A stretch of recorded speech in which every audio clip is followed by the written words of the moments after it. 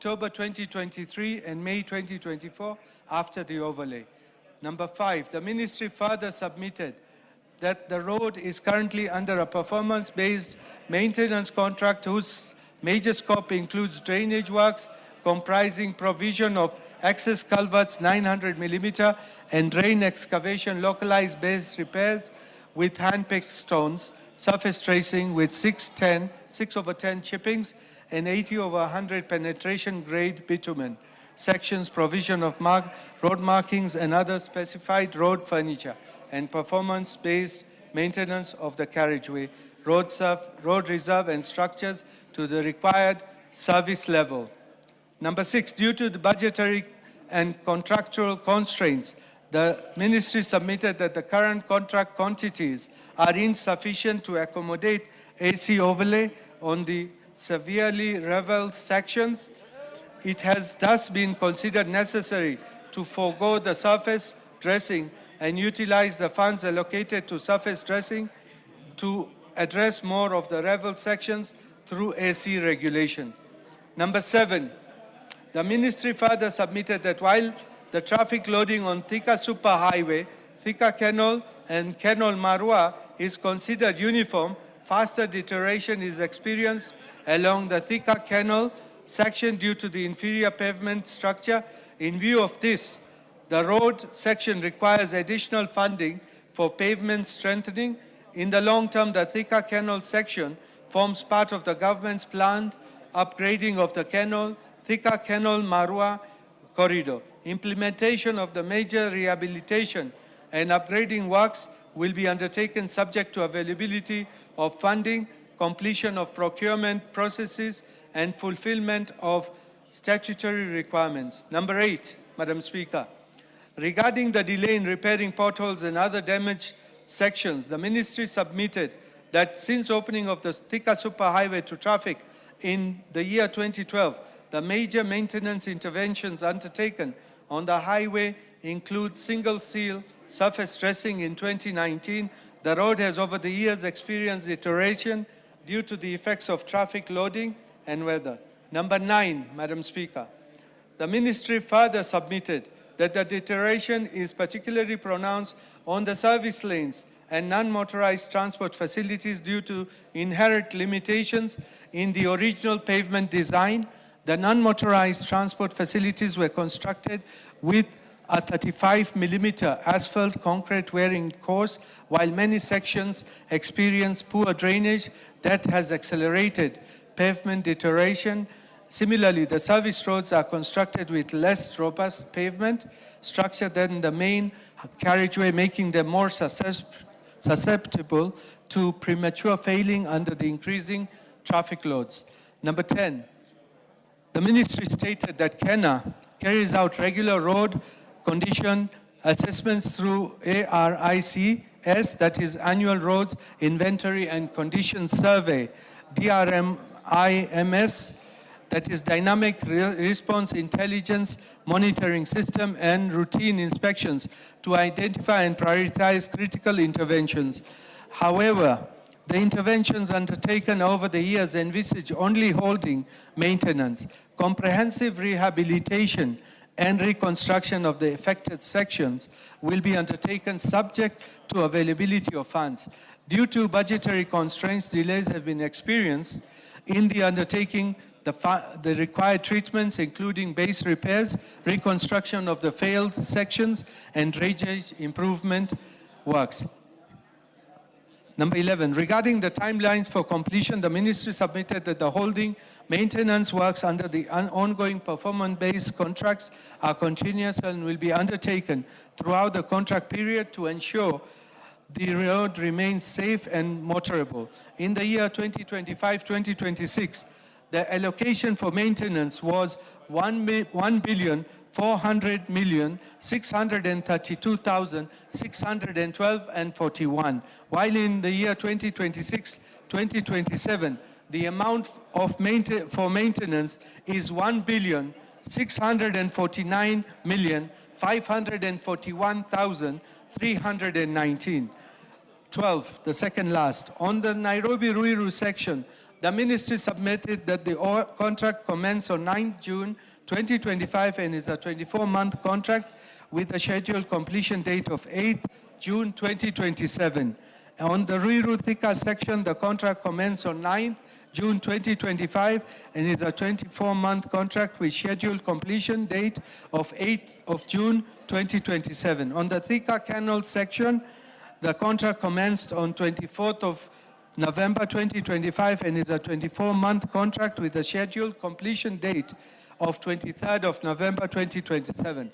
Lastly, the ministry further submitted that the comprehensive rehabilitation and reconstruction of the Thika Canal section will be undertaken subject to the availability of funding, completion of the requisite procurement processes, and fulfillment of statutory requirements. Thank you, Honorable Speaker. I submit on behalf of the Chair of the Transport Committee, and Madam Speaker, I have already given the Member of Parliament for Modoia a written response. Thank you, Madam Speaker. Is a member who requested this? We let him. Let me give him my chance. Then we come to you. Thank you very much, Honorable Speaker. I want to thank the chairman for the elaborate response. Especially, I want to note that the budget has been increasing to manage the Thika Superhighway. But, Honorable Speaker, maybe there are some responses, but there are some issues which maybe they have not been adequately responded to. And one of them that has been introduced in the response is the construction of bus bays in Roysabu, Githurai, and Wetavia, because this bus base will be an important factor, in decongesting the road and also managing the issues of road accidents and so forth.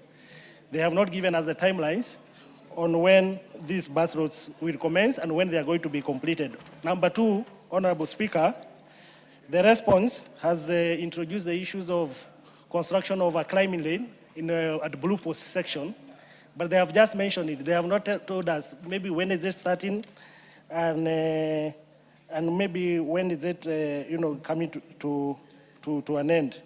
And finally, Madam Speaker, the statement, the issue, the common factor here is the issue of funding, additional funding, and probably now that we even have the National Infrastructure Fund, probably the response has not told us when these funds will be availed so that this road can be in a better condition. And also, Madam Speaker, we can also look at the low-hanging fruits like the street lighting in this road. The street lighting for the road is in very poor condition. If the ministry, through Kenha and through the committee, can address some of those, those low-hanging fruits, like a construction of a footbridge in a place called Montezuma in Kabati, which can ease, the issues of road accidents and also the traffic congestion. I thank you, Madam Speaker.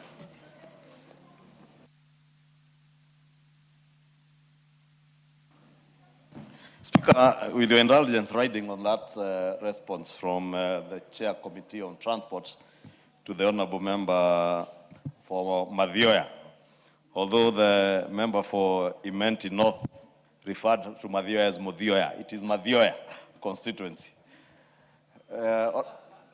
Honourable Speaker, I know many members may not have been paying attention to your communication, which you communicated on the rejection of a bill that was passed by this House in October of 2025. And we are headed to October of 2026. And you indicated that immediately this House passed that bill, the Speaker's office did relay a message to the Senate on the passage of the Roads Amendment, the RMLF bill. Members will remember this is a bill that was apportioning money from the Road Maintenance Levy Fund to both KERA under the national government and part of this money going to our counties. And if members do not pay attention, the Senate has done the unthinkable. They rejected the bill in second reading. Not even with amendments, rejected the bill in totality. This is the same Senate, Honorable Speaker, that purports to be representing the counties. And I'm here left wondering, how are you representing the counties if you are rejecting a bill in totality that is apportioning part of RMLF funds to the same county governments to go and fix roads in your counties and in our neighborhoods, Honorable Speaker? Some of the issues you've had the Honorable Member for Madhya raising are issues, again, street lighting is a function of the county government. But the member for Madhya is now taking up the responsibility of lighting up Madhya constituency because the governor has failed. And the senator for Murang'a, instead of going to push this bill, is rejecting it in totality together with the other senators in the other house.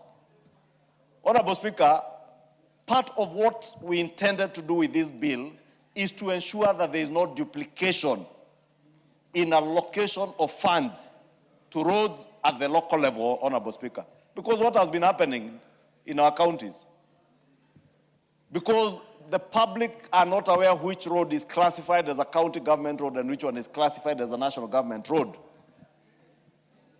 Governors have been taking money from RMLF, duplicating the same roads that they are allocating their county revenue share to fix, and stealing part of the budgets that they have appropriated to the same roads that they duplicate. Honorable Speaker, last week, as we sought to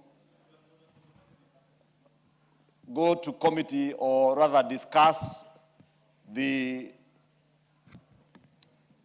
what is it called? This Kamket bill. The Equalization Fund appropriation bill. The concerns that were there raised by many members, again, touch on duplication. Because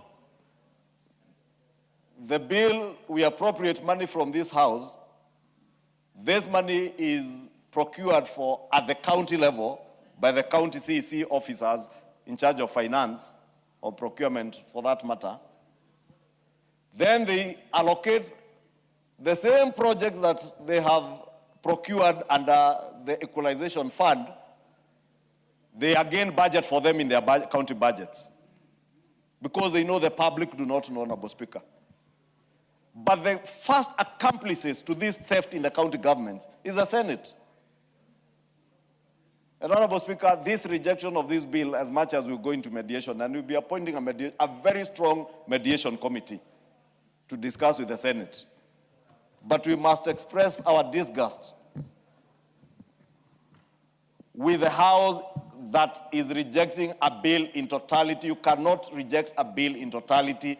There must be one or two clauses at least, even the title that you agree with. But you know, it's a rejection in jest, Honorable Speaker, and to spite this House. But I want to tell senators, you are not spiting this House. You are spiting the same people you will be going to vote for you next year. They will be asking you, what have you done to make sure that money, RMLF money, gets to counties to fix roads in our neighborhoods that are not being fixed because money is not going there, Honorable Speaker. Therefore, Honorable Speaker, as I congratulate the committee on transport for the response they have done, I wanted to write on that, to remind the House that we have done our bit and we will continue to do our bit as pertains to the allocation of RMLF money, but we must stand our ground to ensure that there is no duplication of allocation of funds to particular roads or even duplication of projects under the equalization fund, Honorable Speaker, because that equalization fund was meant to come and create equity and fairness in the country. But even those counties have been benefiting from this equalization fund, Honorable Speaker. 10 years after devolution, the advent of devolution, there is no change on the ground because of theft at the county level, Honorable Speaker. I miss the days, Honorable Speaker, before these people went to court, when we would appropriate that money here and it would be procured at the national government level. And that is the right thing to do because there is even better equity at the national level than at the county level. Therefore, let me ask that the members will be appointed to the mediation committee to ensure that we buttress the position that we took, that what goes to Kera must remain with Kera. What goes to the counties must go to roads that will not again be duplicated at the county level budgets, because that is what governors have been doing with a clear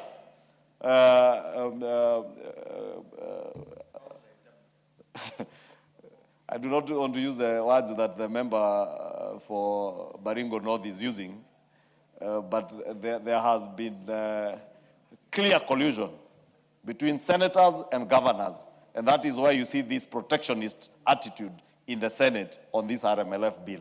Thank you, Honorable Speaker. Honorable Member for Tiati. Speaker. Honorable Speaker, thank you very much for this opportunity. Madam Speaker, I want to agree with the Leader of Majority that one of the biggest mistakes of our Constitution was the creation of the Senate. It is a terrible mistake of history that we created that house called the Senate. But Madam Speaker, while we have that house existing, we will have to deal with it. And I urge the Leader of Majority to live by his word and appoint a very strong mediation committee so that we look into the issues of the RMLF. And I want to confirm, Honorable Speaker, that indeed there is a lot of duplication happening in the counties.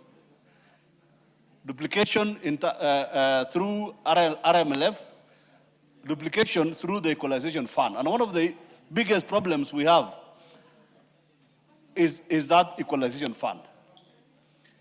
And I want to tell you, Leader of Majority, you are lucky that you withdrew that bill, the appropriation bill for equalization. We would have thrown it out until we solve the issue of the procurement function.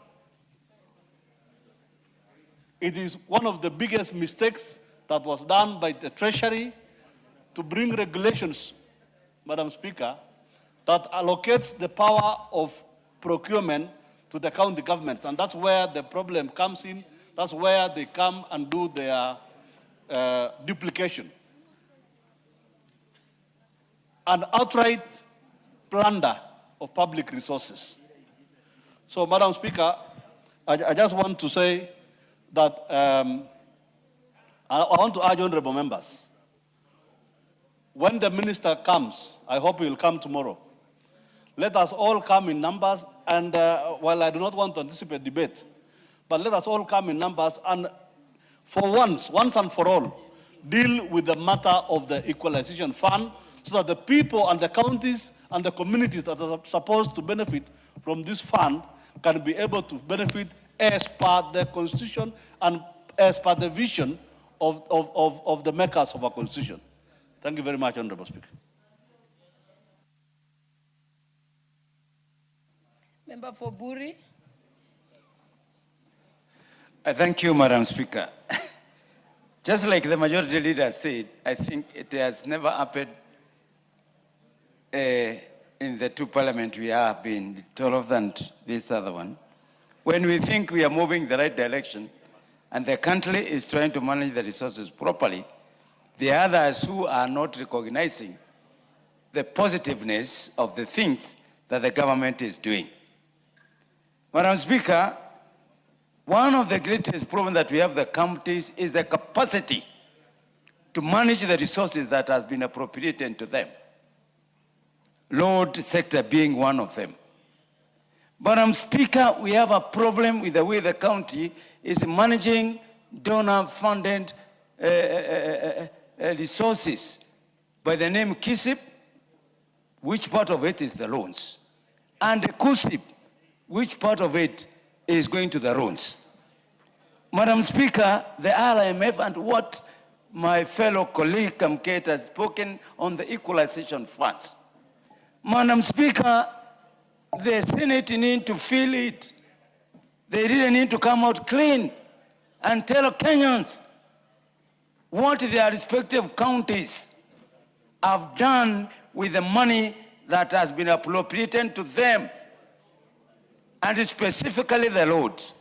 I will challenge my senator to tell us what money has been put to the roads and what project of roads have been done in the 9 constituencies of Meru County.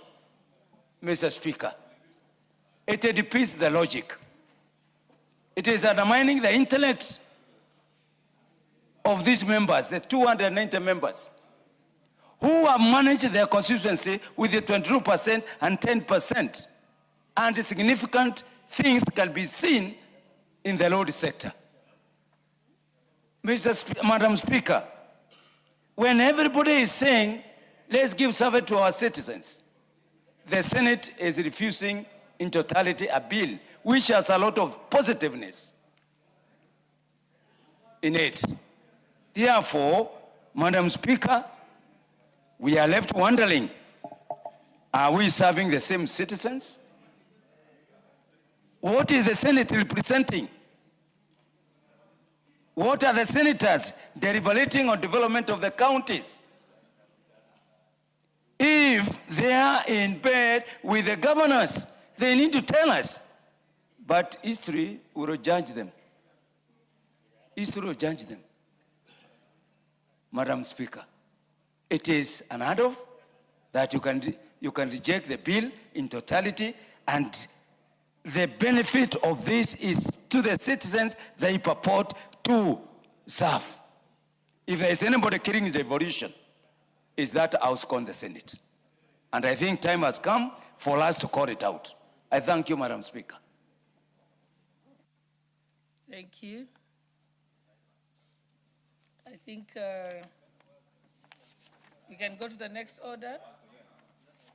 Okay, member for, you may proceed. Member for Mogotio. Not Mogotio, sorry. May proceed, Honorable Makilap. Give him the mic. Thank you, Madam Speaker. Writing on the response from the Honorable Dahoud on behalf of the road sector. Madam Speaker, this amendment that has been rejected by Senate wholesalely was meant to streamline the usage of RMLF funds that goes to the county government to ensure that projects are not duplicated in our counties and in our constituencies. As you may be knowing, Madam Speaker, that if you go today to every constituency in Kenya, the roads that you see being worked on are the little money that the constituencies receive as 22% of RMLF. You will wonder what happens with the budget of the county governments on the road sector. What happens to the money that are allocated to the county governments? And if senators are able to reject even the title of the bill without reading, Madam Speaker, the question that Kenyans are asking is, do we really need Senate? Do Kenyans require Senate? Do Kenyans require Senate? Kenyans do not require Senate. I think Parliament and National Assembly can transact business of this country without the Senate, because the Senate have reduced themselves into oversight in what MCAs are supposed to be doing in the counties. But I'm sure you can remember today, Senate are summoning ministers for security, ministers for education, ministers whose functions are not functions of county governments. This is the confusion in this country, that these people must understand devolution. There are functions in the 4th schedule. The work Senate are doing is what MCAs of Kenya must be oversighting their county governments. Why do we have a situation where Senate summon Minister for Energy, Minister for Education, Minister for Security? What business do they have? That is function of national government. Let them read the 4th schedule. Madam Speaker, this matter must be dealt with now, just like the coalition fund. Theatre is the single constituency in this country that receives the highest amount of money for equalization fund. But the counties mess up. They are my neighbors. There is nothing to show that the 580 million given to the under equalization fund has anything to show. Madam Speaker, and I agree with the majority leader. If Parliament is the one appropriating funds for equalization fund, then it is Parliament to oversight. The National Assembly to oversight what we appropriate in this house must be oversighted by the members of this house. That's what the law says. So we, in fact, going forward, if there is money to be allocated for equalization fund, Madam Speaker, the projects must be itemized in our budget, so that when we pass the equalization fund, we pass with projects itemized and costed, Madam Speaker, so that we have real-time projects taking place in our counties. It is a lacuna. In fact, the charges did not read the Constitution properly. What Parliament appropriates must oversight it. What the MCS will appropriate in the county governments, they go on oversight. Madam Speaker, we need to review this and call the Senate to order so that programs of this country, development in this country, are not duplicated. Programs in this country can be able to be felt by the citizens who elected this House of Parliament. Madam Speaker, this is a serious matter that going forward, and even the committee that will be appointed for mediation, majority leader, appoint people who will not change their minds or could be convinced otherwise. People who have the interest of this country at heart, people who can defend the country from being washed away by senators who do not understand what they want.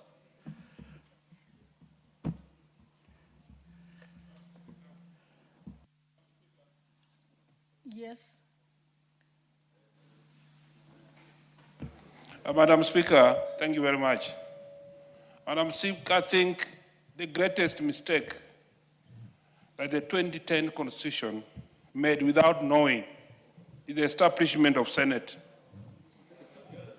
I think that was the greatest mistake, and time has come when we are coming head on with the truth. If, Madam Speaker, what they can do to reject in totality what goes to their voters, what goes to them, and they are the same people who claim that there are no roads, no lights and lighting, Madam Speaker. It's part of the county government functions.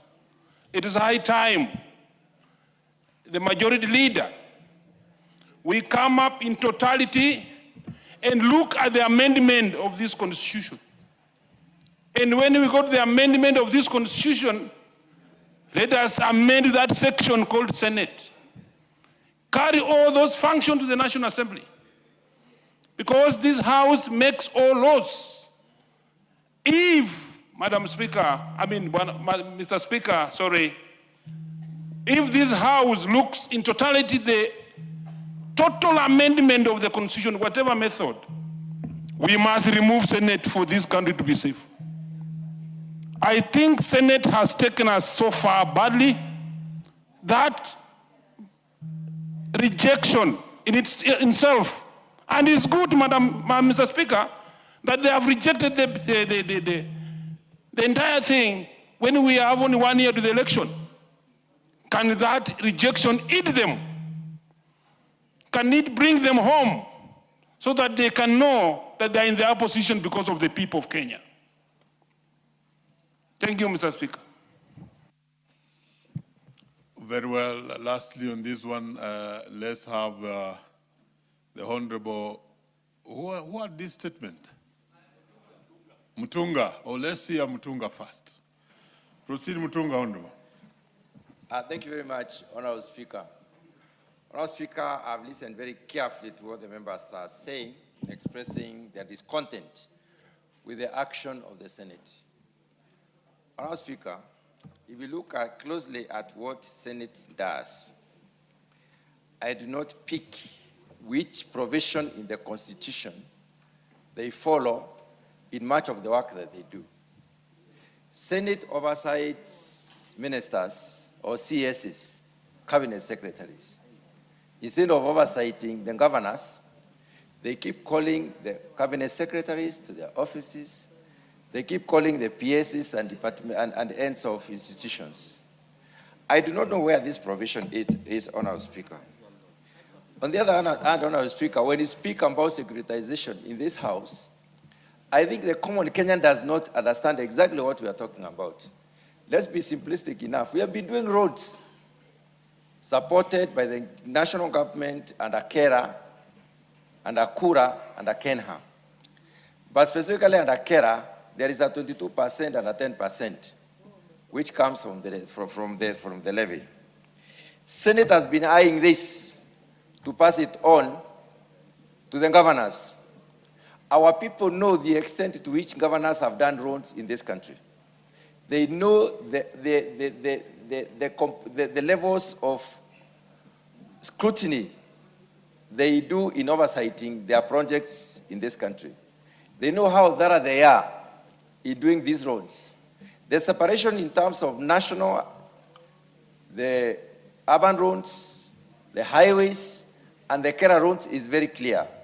But, Mr. Speaker, you will find that the roads assigned to the governors, or in most of the countries, in most parts of the country, are actually either not done, unless where MCAs have stood their guard and forced the governor in place to give them money to do the roads. And they put such money in the budgets. It has not been happening. Mr. Speaker, they used to modernize towns, put cabros on towns. We have seeing very little happening nowadays. We only see senators trying to fundraise for the governors. Mr. Speaker, I've been involved in about 3 mediations. And in all the 3 mediations, there is one common factor that has been under discussion. And the common factor is how much more money do we raise for the governors.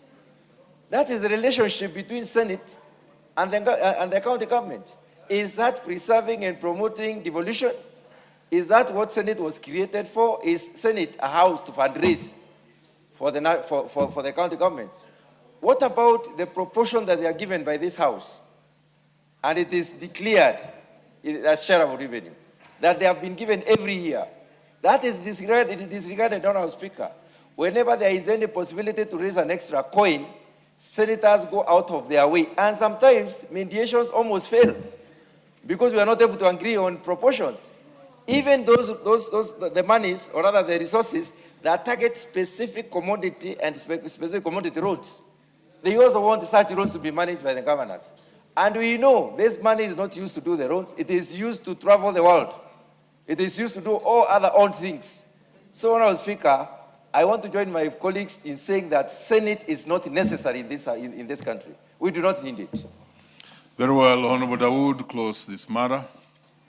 Thank you, Mr. Speaker. Mr. Speaker, Honorable Dr. Edwin has talked about the construction of the bus stops at Roysambu, Githurai, and Waidete, and the timelines. I promise to get back as soon as we are back from recess. Regarding on the Blue Post section where we need the climbing lane, I agree with him completely because I was there on Saturday and it was such a, there was a jam for 2-3 hours. So that one, I will ask the ministry to give us a reply. Regarding street lighting, as my colleagues have alluded, that is under the county government, but we will still ask Kenna about it and the footbridge. Mr. Speaker, I want to just say one thing about what the majority has talked about, the RMLF and the classification. Mr. Speaker, the classification of roads was done in 2015 when Governor Munya was the chair of the Council of Governors, and he insisted, and he had even gone to court for that. And from that time, Class A, B, and C are under the national government. Class D and going down, D, E, and unclassified are under the county government, Mr. Speaker. And when we do the roads, under 22% and 10%, we do even the county roads, as you are aware, Mr. Speaker. So we are doing most of the work which the county governments are supposed to do. And their rejection of the RMLF fund bill it shows that they do not need that money. Counties do not need. And I've heard some of my colleagues talk about doing away with the Senate. Mr. Speaker, I had put a bill to remove the Senate and move the functions of the Senate to the county assemblies.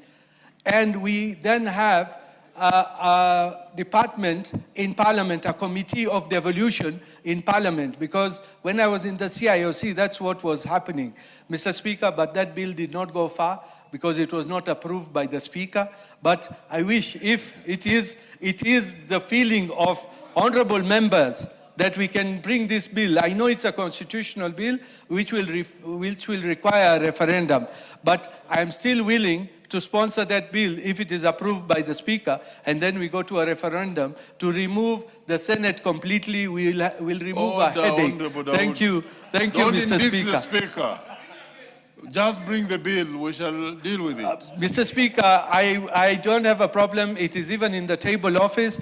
The clerk, Mr. Njoroge, knows about it, but it was not approved. Honorable Dawood, stop name calling. Proceed. I will bring the bill. I will ask for signatures from honorable members. So we do away with the Senate once and for all. The headache goes. Let them go to the county assemblies. The county assemblies, we have, even I had another bill where I was doing away with the governors. I know you are looking for governor, so that we have mayors like what we used to have, mayors of counties. So, Mr. Speaker, we will reply to this as soon as we are back from recess. Thank you, Mr. Speaker. Thank you, honorable members. Thank you, Honorable Dawood. Let's go back to order number 5. Call out order number 5. Order number 5, papers. Chair Education. Thank you, Mr. Speaker. Mr. Speaker, Honorable Speaker, I beg to lay the following papers on the table of the House today, Tuesday, 25th August 2026. Report of the Departmental Committee on Education. Departmental Committee on Education on the approval hearings on the nominees for appointment to the position of member of the Teacher Service Commission. Thank you, Mr. Speaker. Order number 6, notices of motion. Thank you, Honorable Speaker. Honorable Speaker, I beg to give notice of the following motion, that taking into consideration the findings of the Departmental Committee of Education in the report on the approval hearings of nominees for the appointment of members of the Teacher Service Commission, laid on the table of the House today on Tuesday, 25th August 2026, and pursuant to the provisions of Article 252B of the Constitution, Section 8.8 of the Teacher Service Commission Act, and Cap 212 and Section 3 and 8 of the Public Appointments Parliamentary Approval Act, Cap 7F, this House approves the appointment of the following persons as members of the Teacher Service Commission. 1, Mrs. Antonina Lentoijoni, and 2, Honorable Wilson Sosion. I thank you, Honorable Speaker.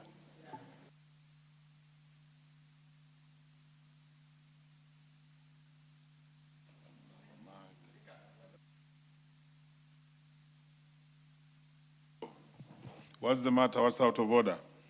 Honorable Speaker, when the order was called for chair of the Committee of Education to present papers, many of us here were sitting with anticipation of some good news that each member seated in this House now will be given 10 TSC letters to take to the constituencies. We are disappointed, very apprehensive, very disappointed that he has not done the God's work and he has left us in very bad shape. Honorable Speaker, I don't know what he has to say in respect of this matter. Thank you, Honorable Speaker. Well, that's part of Kant and banter. Next order. Yes. Order number 8, the Creative Economy Bill, National Assembly Bill number 48 of 2026, first reading. a bill for an act of parliament to nurture and support the development of the creative economy in Kenya by facilitating innovation, talent, research, and entrepreneurship in the sector, to repeal and consolidate the laws providing for establishment, functions, and management of creative economy sector institutions, to provide for government interventions to nurture, grow, and protect the creative economy sector, and for connected purposes. Order number 9, the Air Passenger Service Charge Amendment Bill, National Assembly Bill number 56 of 2026, second reading. Majority Leader. I'll give you, but don't sell. Majority. Honorable Speaker, allow me, Honorable Speaker, to move that the Air Passenger Service Charge Amendment Bill, National Assembly Bill number 56 of 2026, be now read a second time. Honorable Speaker, this is a very short bill that's just about 4 clauses. And the key purpose, Honorable Speaker, of this bill is to further amend the Air Passenger Service Charge Act, Honorable Speaker, that collects money from air passengers, I think about $10 per air passenger ticket. And this money, Honorable Speaker, was being collected by the collector, who is the Kenya Revenue Authority. And all this money was going to KAA, the Kenya Airports Authority. And therefore, what we seek to do now is to amend this, Honorable Speaker, so that instead of all this money going to KAA, or the Kenya Airports Authority, then KAA is forced to distribute parts of what it collects to the other agencies that we made beneficiaries of this particular levy, that we now obligate that the Commissioner will remit these funds directly to the respective beneficiary entities. And this will therefore eliminate the unnecessary delays and ensure funds reach their destination smoothly. Therefore, you do not have to go through one entity to then disburse that money to the other entities. And the key beneficiaries of this fund, Honorable Speaker, is Kenya Airports Authority, the Kenya Civil Aviation Authority, and the Tourism Promotion Fund. Therefore, Honorable Speaker, instead of now this money going to KAA, then KAA transfers part of the money to, remains with what is theirs, transfers part of that money to KCAA, and then the balance goes to the Kenya, the Tourism Promotion Fund. This money now, the collector or the commissioner will be able to remit directly to the 3 entities, so that KAA remains with what is, gets what is due to them, KCA gets what is due to them, and the Tourism Promotion Fund also gets what is due to them. And this will, in a way, create a lot of efficiency, not in terms of just how quickly that money goes to them, but also to allow the individual entities to then be able to progress and do what they need to do with the monies that has been collected on their behalf by KAA. The other small amendments, Honorable Speaker, are just technical ones to clean up, technical cleanups. For instance, just substituting the word charges with amounts. And this very subtle correction removes the legal ambiguity and provides absolute clarity in terms of the text that has been used in the Act. Instead of using charges, we use amounts.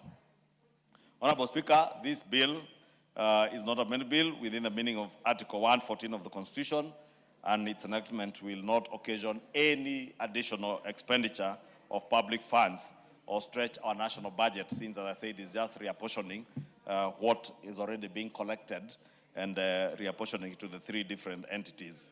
This bill also does not touch on anything to do with county governments, and therefore has nothing to deal with the Senate, Honorable Speaker, because as I said earlier, in fact, we should have legislation like this that has nothing to do with this other house called the Senate.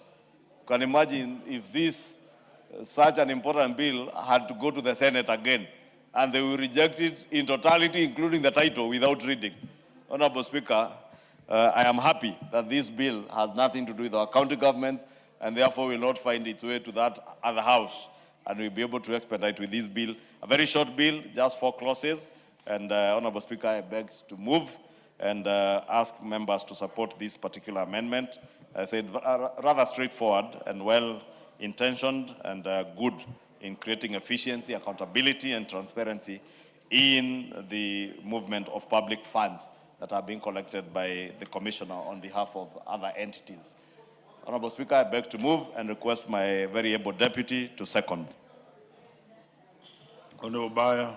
Thank you very much, Speaker. It's my pleasure to second the bill and beg that the Air Passenger Service Charge Amendment Bill 2026 be read a second time as I second, Honorable Speaker. Honorable Speaker, like the leader has said, this is a fairly easy bill that does one thing, brings efficiency in remittance of funds, Honorable Speaker. Well, we know that the passenger service charge is usually collected by KRA.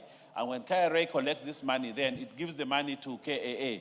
Then KAA now gives the other beneficiaries, that is the Kenya Airports, the Kenya Civil Aviation Authority and the Tourism Promotion Fund. Honorable Speaker, this becomes a bottleneck in the distribution of these funds. And therefore, what this bill intends to do is to ensure that when the money comes from KRA, it actually goes direct to KAA, to KCAA, and the Kenya Tourism Promotion Fund, Honorable Speaker. And that is the simple thing that this fund builds. So, in essence, Honorable Speaker, this bill deletes Section 6A to allow the Commissioner to remit these funds directly to the respective beneficiaries' entities. This eliminates unnecessary delays and ensures funds reach their destination smoothly. And I think this is the way to go. Instead of having several other people, what would I say? They keep the door keeping, Honorable Speaker. We just have funds go straight to the entities. And I think that is the way to go. I think we have had the same thing. I think the president brought in the issue where counties will receive money, and now they have to give money to county assemblies.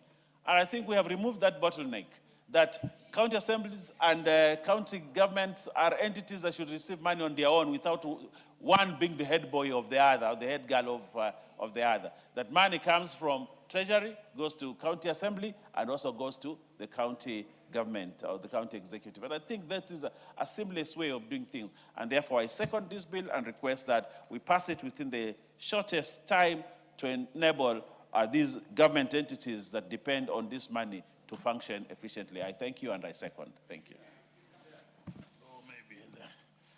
Honorable members, let me propose the question, which is that the Trust Administration Bill, National Assembly Bill, number 29 of 2026, be now read a second time.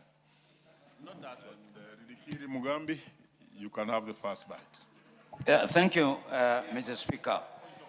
One of the best practices. Order, members. I'll take that again before Ridikiri. You proceed with your contribution. I think we are on order number 9. Thank you. I proceed to propose the question, which is that the Air Passenger Service Charge Amendment Bill, National Assembly Bill number 56 of 2026, be now read a second time. Honorable Ridikiri, proceed. Thank you, Mr. Speaker. As I was saying, one of the basic principles of a modern business transaction is to reduce the bottlenecks in between the transitions. Mr. Speaker, elimination of delays and additional time wastage is the best thing that can be done to facilitate quick development ventures. Mr. Speaker, this is very key bill, and I second that we really need to make sure that the transactions are direct to the 3 entities, so without any delay. So, Mr. Speaker, I think these are very basic principles of modern business practice that we need to quicken and support. I thank you, Madam. Point of order.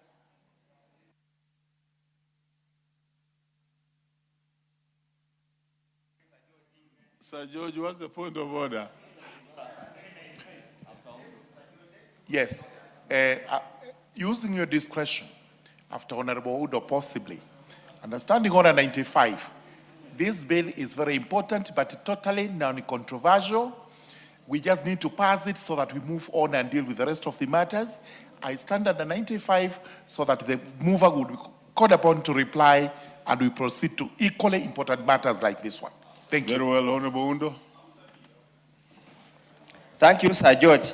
Honorable Speaker, allow me to join my colleagues in supporting the bill. The Air Passenger Service Amendment Bill 2026. And as I do so, I just want to bring the attention to the people of Kenya that ordinarily when you buy an air ticket, those who are privileged enough to fly, if you are doing a foreign trip, you pay 50, equivalent $50 US, and if you are doing a local one, 600 shillings for an internal journey. Honorable Speaker, and that amount is spread, is shared between Kenya's Airports Authority, the Kenya Civil Aviation Authority, and the Tourism Promotion Fund. So it's the essence of the amendment, Honorable Speaker, that while in the past you used to go to a certain channel before it's distributed, this time it's going to directly to the beneficiary organizations. However, Honorable Speaker, and he says, after deducting the expense of Kenya Revenue Authority for the collection of the charge. Honorable Speaker, probably at this particular moment, it would have been neater to set the threshold of how much KRA will charge for these services rendered. But for the purposes of expediting the process of distribution, let's support the bill. Probably if there will be any need in the committee of the whole House, we might have to set the specific amount or a percentage of how much KRA can retain for purposes of executing their duties mandated to them under the Constitution and the relevant legislation. For that, on those few remarks, Honorable Speaker, I support.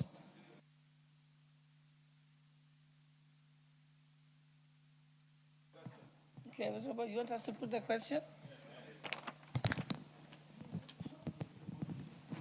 You have to reply first, sorry.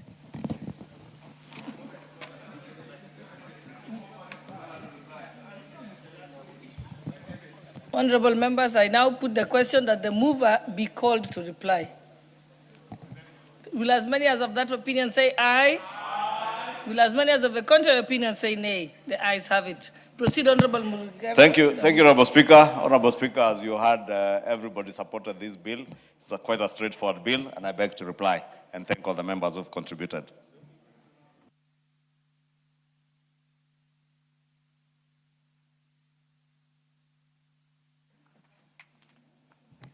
Honorable members, I now put the question that the Air Passenger Service Charge Amendment Bill, National Assembly Bill number 56 of 2026, be read a second time. Will as many as of that opinion say aye? Aye. Will as many as of the contrary opinion say nay? The ayes have it. Next order. A bill for an act of parliament to amend the Air Passenger Service Act and for connected purposes. Order number 10, the Trust Administration Bill, National Assembly Bill number 29 of 2026, second reading. Thank you, Honorable Speaker. I beg to move that the Trust Administration Bill, National Assembly Bill number 29 of 2026, be now read a second time. Honorable Speaker, allow me first to thank the Chair of the Jailer Committee, the Honorable Murugara, and all the members, the very many good lawyers who serve in this House and serve our country, and the Justice and Legal Affairs Committee, who have considered this bill through public participation, listened to many stakeholders and members of the public, and I'm sure they have their report ready, which they will be tabling in due course. But that does not stop us, Honorable Speaker, from continuing with debate in second reading of this bill, because it's quite an important bill in the administration of trust in our country.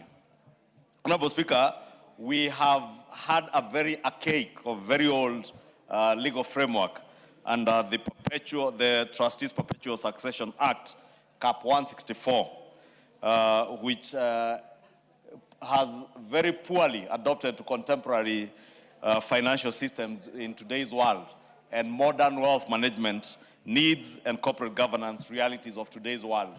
Because this is a very old law that came into being before we had a robust financial system as we do today. Honorable Speaker, again, with the robust financial systems that exist today, we have had situations where tax avoidance, money laundering are the order of the day in today's world. Many years ago, when this law came into force, money laundering was only involved, or rather was more rampant with people who are involved in drug trafficking or in illegal arms trade. But in today's world, Honorable Speaker, money laundering is a day-to-day affair, especially with those who are involved in illicit trade, illicit financial flows, including, Honorable Speaker, money that comes from corrupt activities. And again, with the advent of the new constitution in 2010 and the advent of devolution, you know, we got new kings called governors. And the illicit financial flows that come from our counties, Honorable Speaker, either from governors or chief officers, many members will attest that there are many chief officers who have served in finance dockets in counties who are super rich and have used this archaic clause to launder money through trusts, Honorable Speaker. Therefore, the key objective of this bill, Honorable Speaker, is one, to provide for the creation and recognition of different forms of trusts, including charitable trusts, the non-charitable purpose trusts, and family trusts. And each of these categories in this bill has the modus of registration and is clearly provided for in the manner in which you will be able to register either a family trust under Clause 10, the non-charitable purpose trust under Clause 9, and the charitable trusts under Clause 8 of the bill. And from Clause 8 all the way to 10, Honorable Speaker, it defines each of these categories of trusts and how they will be registered, what you need to register, the number of people that you need, either in natural persons or corporate trustees. And for the charitable and non-charitable purpose trust, under Clause 11, it says that a charitable and non-charitable purpose trust shall have at least 3 natural persons as trustees or 1 corporate trustee, so that each of these trustees that trusts that are registered, either as a charitable or non-charitable trust, other than family trust, you must have at least 3 natural persons or 1 corporate trustee. Whereas for the family trust, you shall have at least 1 trustee.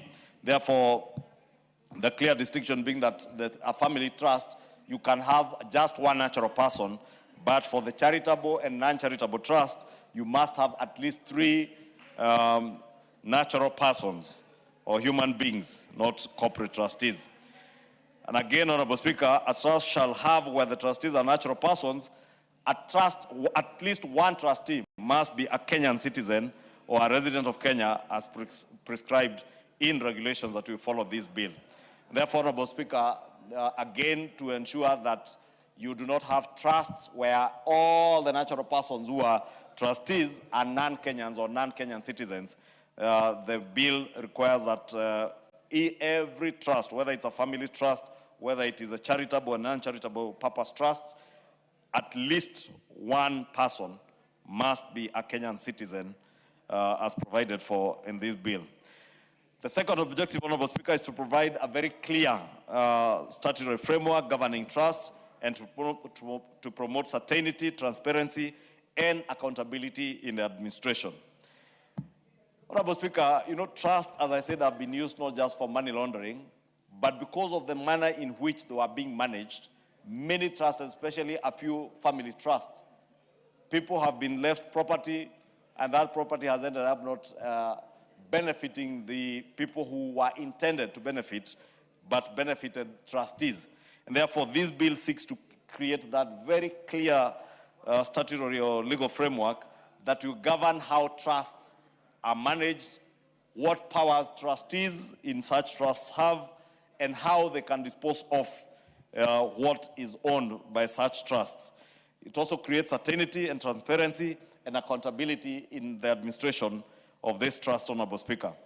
The other objective is that this bill seeks to establish procedures for the registration and incorporation of trusts and provide for the issuance, refusal and revocation of certificates by the registrar.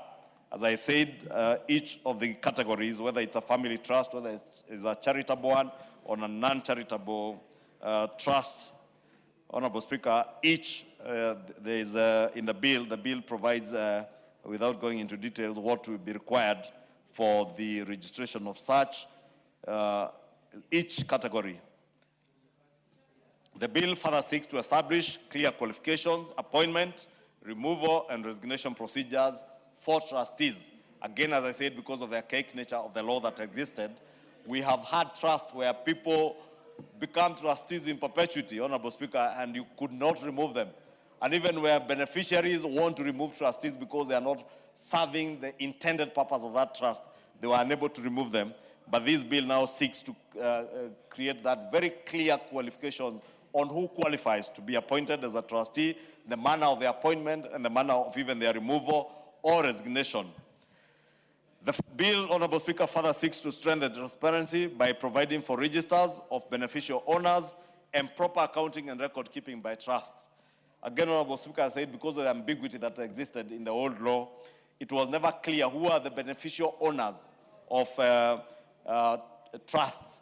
And this bill now seeks to provide that there will be a clear register of the beneficial owners, and there will be proper accounting and bookkeeping or record keeping by trusts, so that it is clear who ought to have what under such a trustee. One of the other key aspects or key objectives of this bill, Honorable Speaker, as I said, is to combat illicit financial flows, ensuring that all domestic trust instruments cannot, under any circumstances, be maliciously subverted for money laundering or tax evasion strategies, because as I said again, we have seen people registering trusts either to move illicit financial flows or to facilitate the movement of illicit financial gains or financial flows, or to subvert payment of taxes. Therefore, this bill seeks to ensure that we tie all the knots to ensure that trust will no longer be used to subvert our tax laws, or indeed subvert our combation or our fight against illicit financial flows. Honorable Speaker, as I said, this bill also seeks to move with the modern financial architecture in the world, because people have become very creative and very innovative. You remember, Honorable Speaker, we just enacted the Anti-Money Laundering Act last year but one. And therefore, we need to realign this law also to ensure that it aligns to the Anti-Money Laundering Act that is already in place, to ensure that trusts are not being used to facilitate illicit financial flows or money laundering. Honorable Speaker, the bill introduces distinct operational criteria, as I said, for the three major classifications, that is the charitable trust, the non-charitable purpose trust, and family trusts. Clause 11, as I had mentioned, Honorable Speaker, sets the minimum number of people, natural persons that will be there under each of the categories, creating a clear distinction between the non-charitable purpose trust and charitable trust to have at least 3 natural persons as trustees, and family trust to have at least 1 natural person as a trustee. Honorable Speaker, the bill legally formalizes the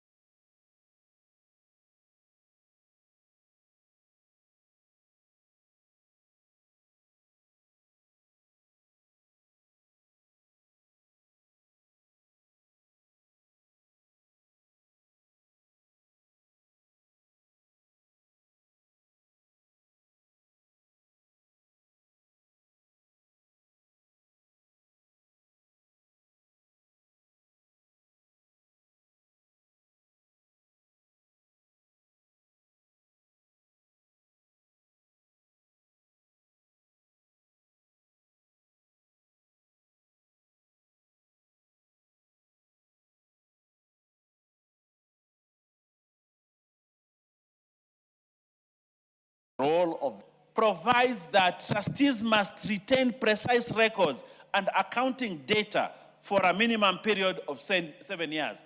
That record must be there. You know, some people destroy records and run away and say there was no record, but records must be kept. As I conclude, Mr. Speaker, this bill provides a modern, watertight legislative architecture that seals the loopholes historically used to hide illicit wealth or evade tax liabilities through unregulated trust. Now we are regulating trust. You cannot evade taxes. You cannot run away from responsibility of the trust, Mr. Speaker. Mr. Speaker, by anchoring strict penalties of up to 20 million, and this is fundamental, 20 million fine for rogue corporate trustees. Honorable Speaker, if we have a rogue corporate trustee, Honorable Speaker, you'll be fined up to 20 million and mandating the registrar of beneficial owners that you have to run a clean trust. You have to run a transparent trust. You have to run a trust within a global competitive financial destination, Honorable Speaker. Honorable Speaker, I second and request members of this House, the gallant soldiers and men and women in this House, to support this bill so that we have a robust financial management system within the trust in this country. I beg to second.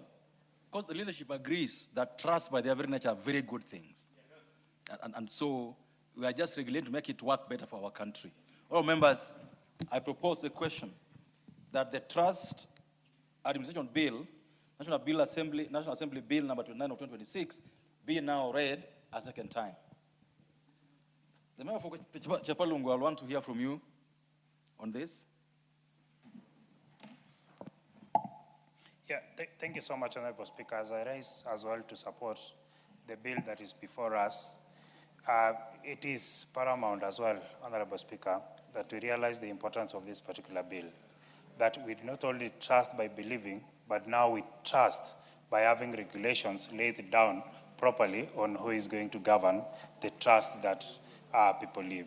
Honorable Speaker, we have had many challenges, we have had many court cases, only by a mere person believing in one person based on trust. And to that effect, Honorable Speaker, this particular bill is very clear, it is very straight, it's non-controversial, that it is better for this country now to have a better regulation and rules that is going to govern the creation and the management, and wherever there is need for closure, the closure for trust that people have.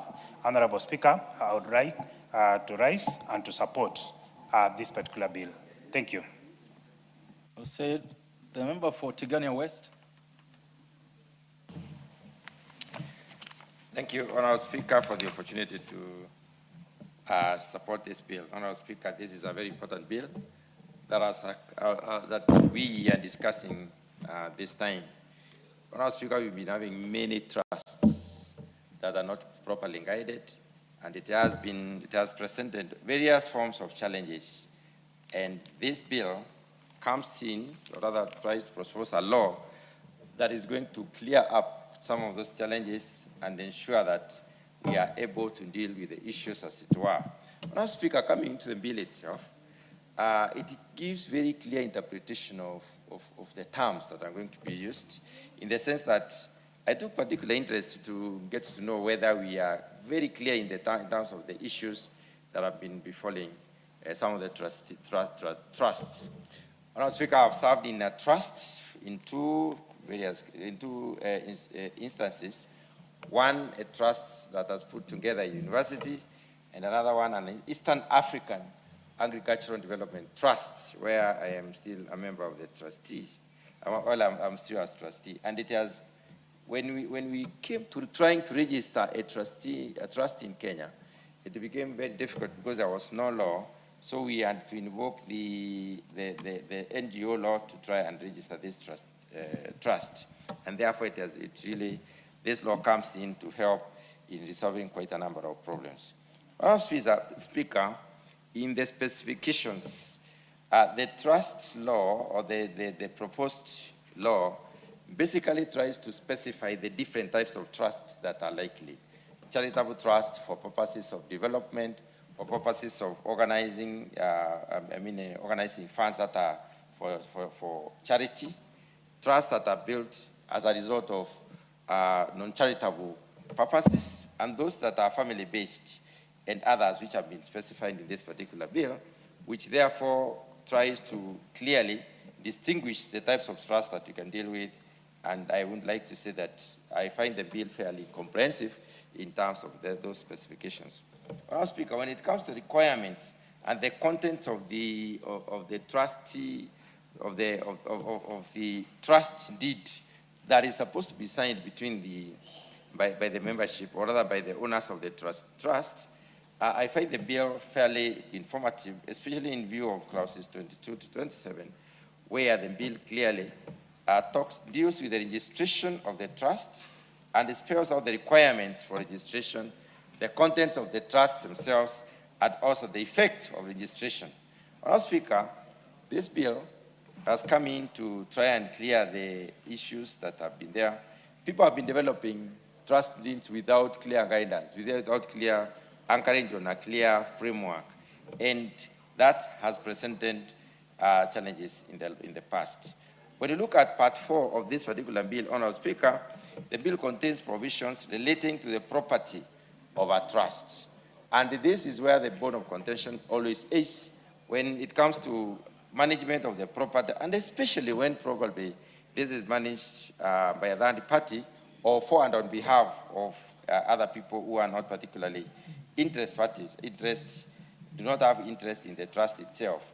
And this provision is clear and is important in trying to safeguard the trust itself or for and on behalf of the owners.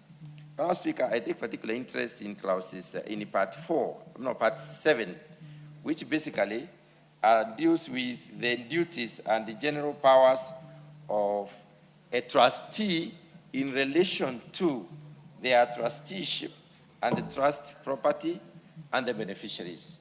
Where property is concerned and where swindling of the beneficiary is in focus, this area has been terribly misused. People have been swindled property.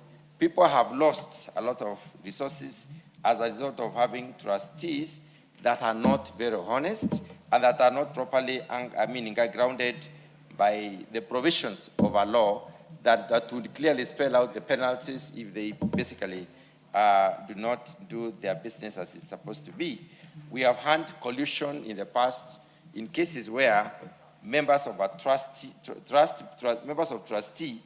end up distributing or sharing the property of trust, and therefore basically swindling the owners of such property. The idea of defining the beneficiaries and the managing, the trust on behalf of the beneficiaries is clearly acted upon in this particular law. Madam Speaker, when I look at the part 8 of the bill is very clear in providing for remunerations. And this is another area which has been changing over time. Remunerations, indemnity, and liabilities of the trustees themselves.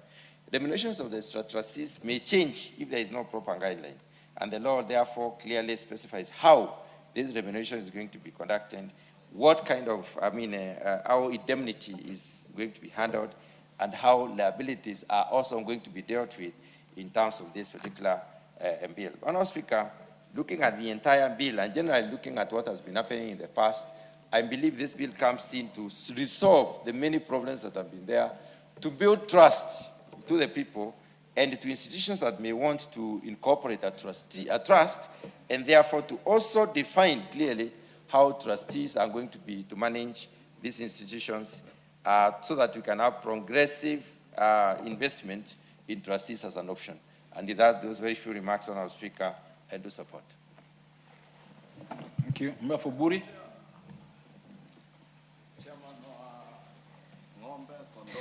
Thank you, Mr. Speaker. I think this is a very important bill because there are a lot of properties that are left in trusts money is left in trust, money, properties, land, assets are left in trust, and the cetra's mind is to have the continuity of these properties.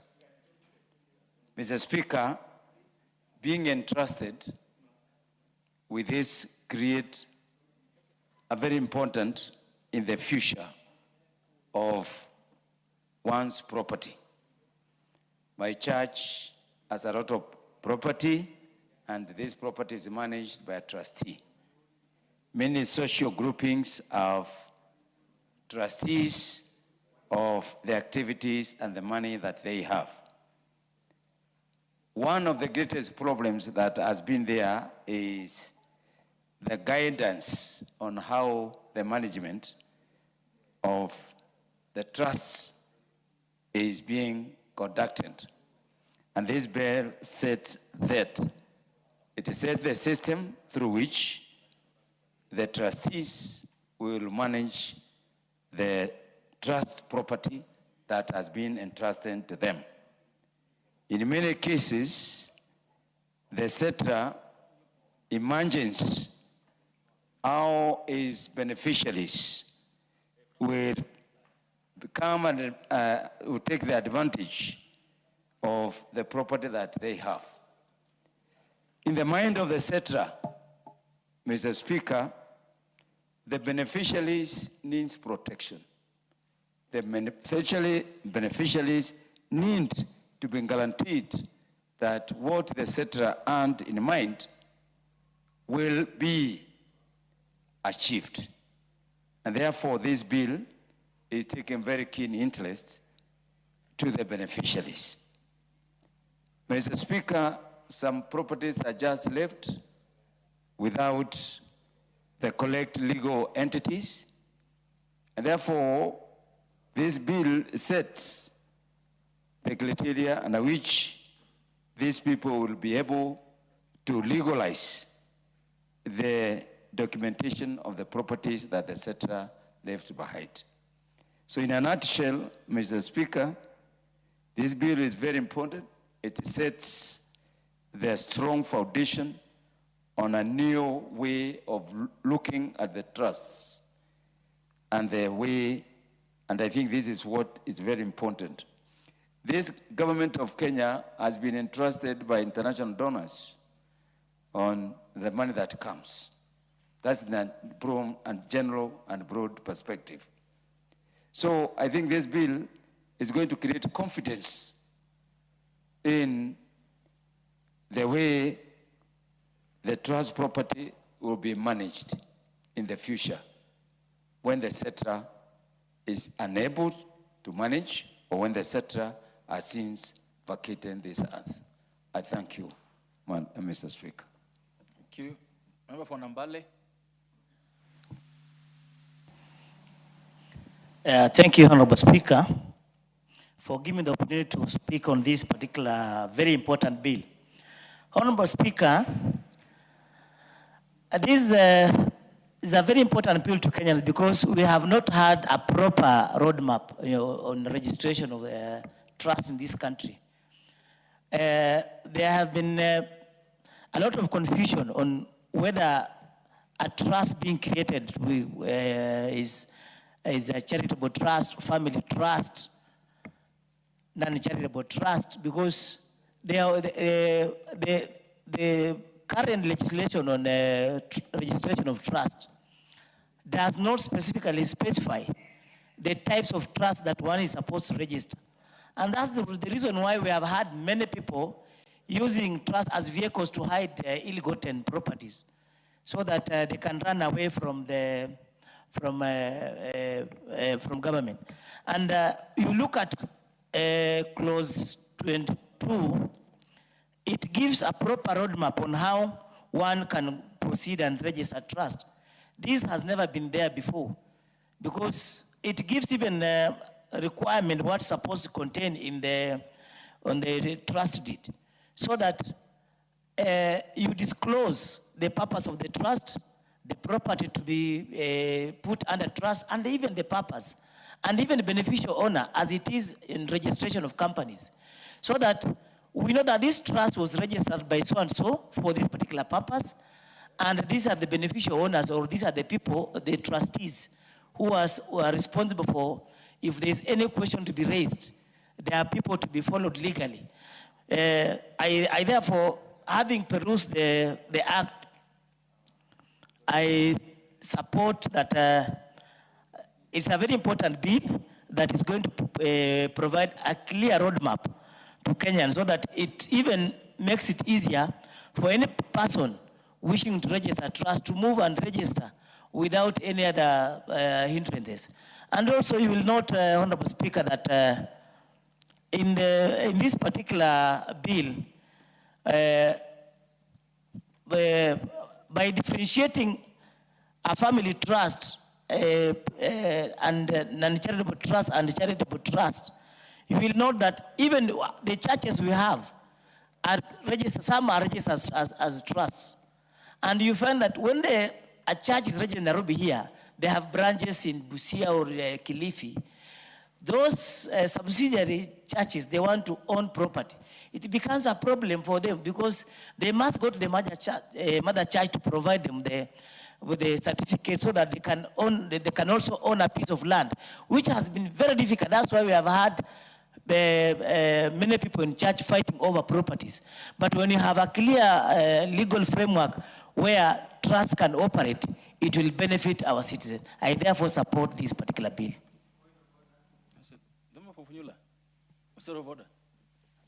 Honorable Speaker, I stand on standing order number 96 and move that the debate be now adjourned in view of the seriousness of the matter.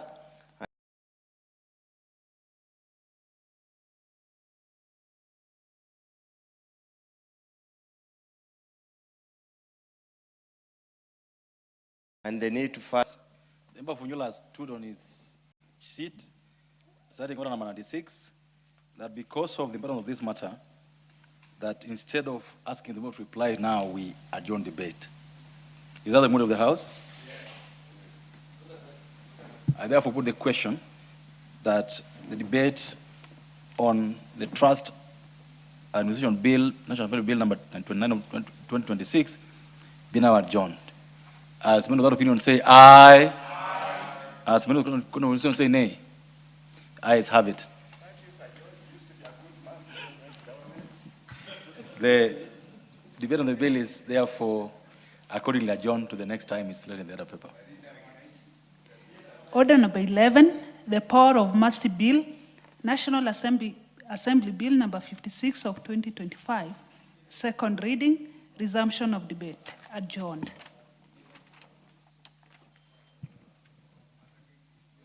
Funyula, were you on this also?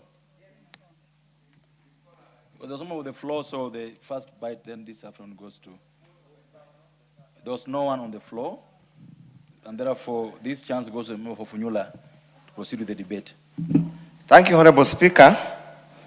Let me at this onset stand to support the bill, the Power of Mercy Bill 2025, National Assembly, Bill number 56. Honorable Speaker, the bill is before us in pursuant to Article 133 of the Constitution of Kenya that grants the President of the Republic of Kenya the power of mercy for those convicted, jailed, or found the wrong side of the law. Honorable Speaker, I just want to start by reading the definition of the word mercy as presented in clause 2 of the respective bill. Means compassion or forgiveness shown towards an offender by the President. Forgiveness, compassion or forgiveness shown to an offender by the President. The Constitution of Kenya contemplates, and this has been even since independence, that there could be a conviction that requires some form of mercy, excess of the power of mercy by the President of the Republic of Kenya. In the Constitution that we promulgated in 2010, it provided very elaborate procedures to ensure that the power this power of mercy is not abused by the person who is entitled to make those, to exercise that power. Honorable Speaker, it also provides for pardon, means grant of mercy that permits an offender who has completed their sentence and demonstrated that a law-abiding citizen for a prescribed number of years to have all records pertaining to the criminal conviction be kept separate and apart from other records. Honorable Speaker, in this country, and probably elsewhere in the world, there are very many people serving in our correction facilities, serving in our prisons, who on the balance of evidence available could have been wrongly convicted, who by any chance could have been convicted because of false testimony. There has been very many cases where witnesses have come much, much later to recount their evidence that was wrongly used to convict people for no apparent reason. Honorable Speaker, as I stand here today, there was a case of mob arson sometimes in 2024 in my constituency. One of a boy who was just watching out of curiosity was found within the scene and is now serving 10 years in prison for an offense he was not party to. He was only a curious witness, a curious onlooker. And that's why in the wisdom that all constitutions in the world gives the president the power to pardon people who have been convicted after following the due process. Honorable Speaker, it also provides for remission, which means a grant of mercy that allows an offender to be released from imprisonment on the basis of good conduct, with the effect that all or part of the punishment is cancelled. Honorable Speaker, when you commit an offense, you are just it's not necessarily a bad person. You have been forced to make that commit an offense for various reasons. A mistake should not be a lifelong punishment, and that's why for me where I stand and sit, I don't support death penalty. Because death penalty is a finality. You have no reason for you to correct your mistakes and get rehabilitated in the society. It's not even a punishment, so to speak. It's an end to your matter. So that even later in life, if it was found that you are convicted wrongly, we cannot restitute life that has already been taken out.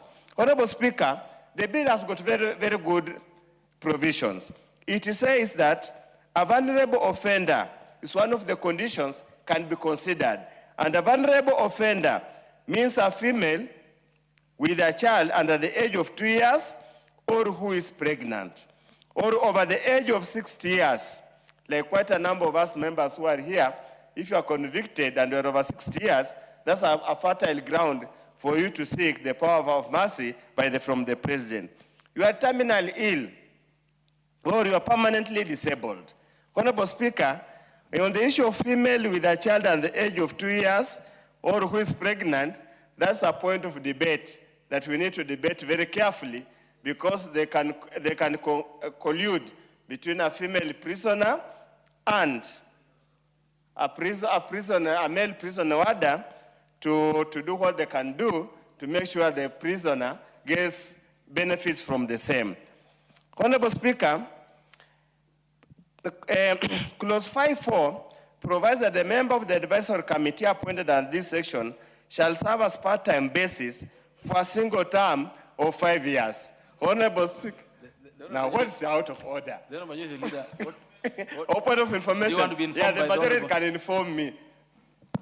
Honorable Speaker, you know, I didn't want to interrupt my good friend Oundo, but just to inform him that I heard him say that 2 prisoners can collude to do the necessary to be able to benefit from this if you are pregnant.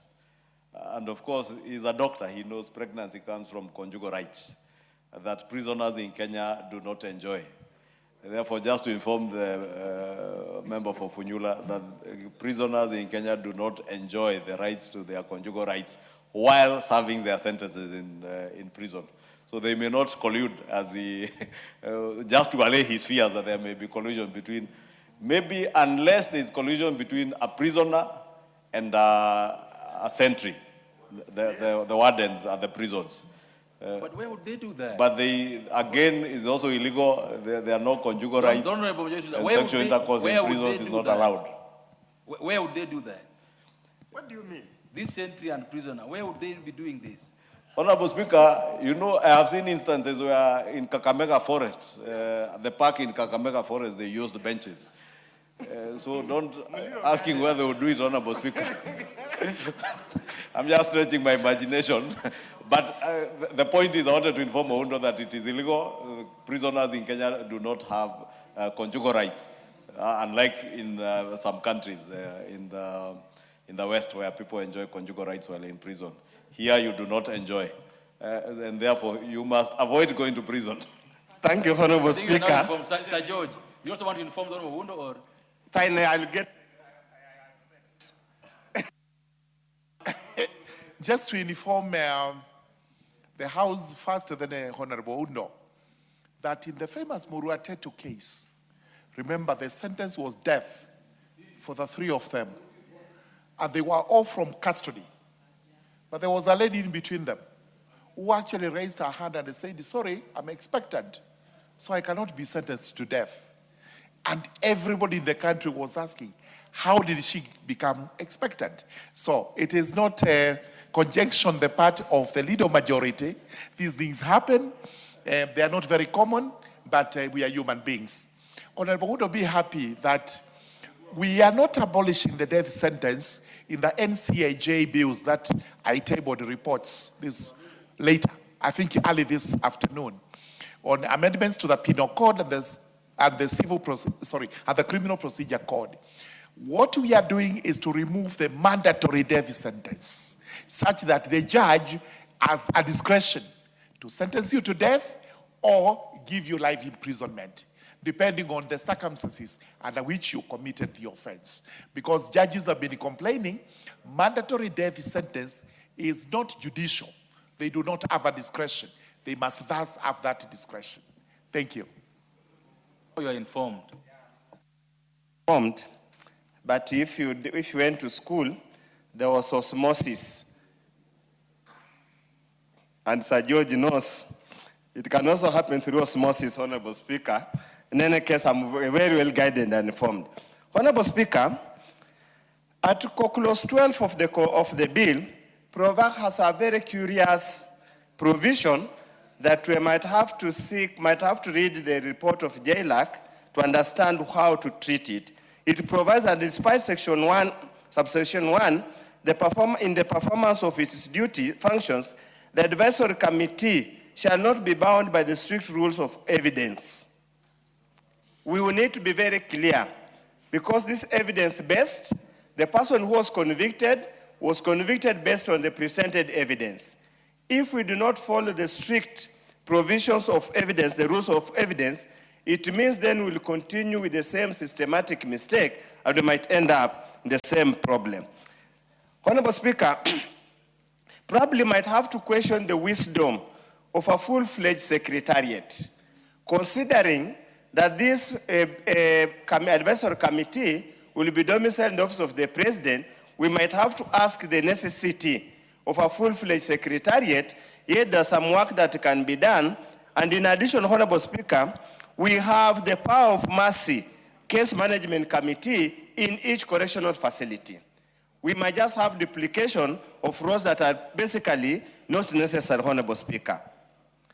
Of course, Honorable Speaker, I want to be very clear, and I'll need this further, because when you go to Clause 28, the bill makes reference to positions in the public service that are not provided for in the Constitution.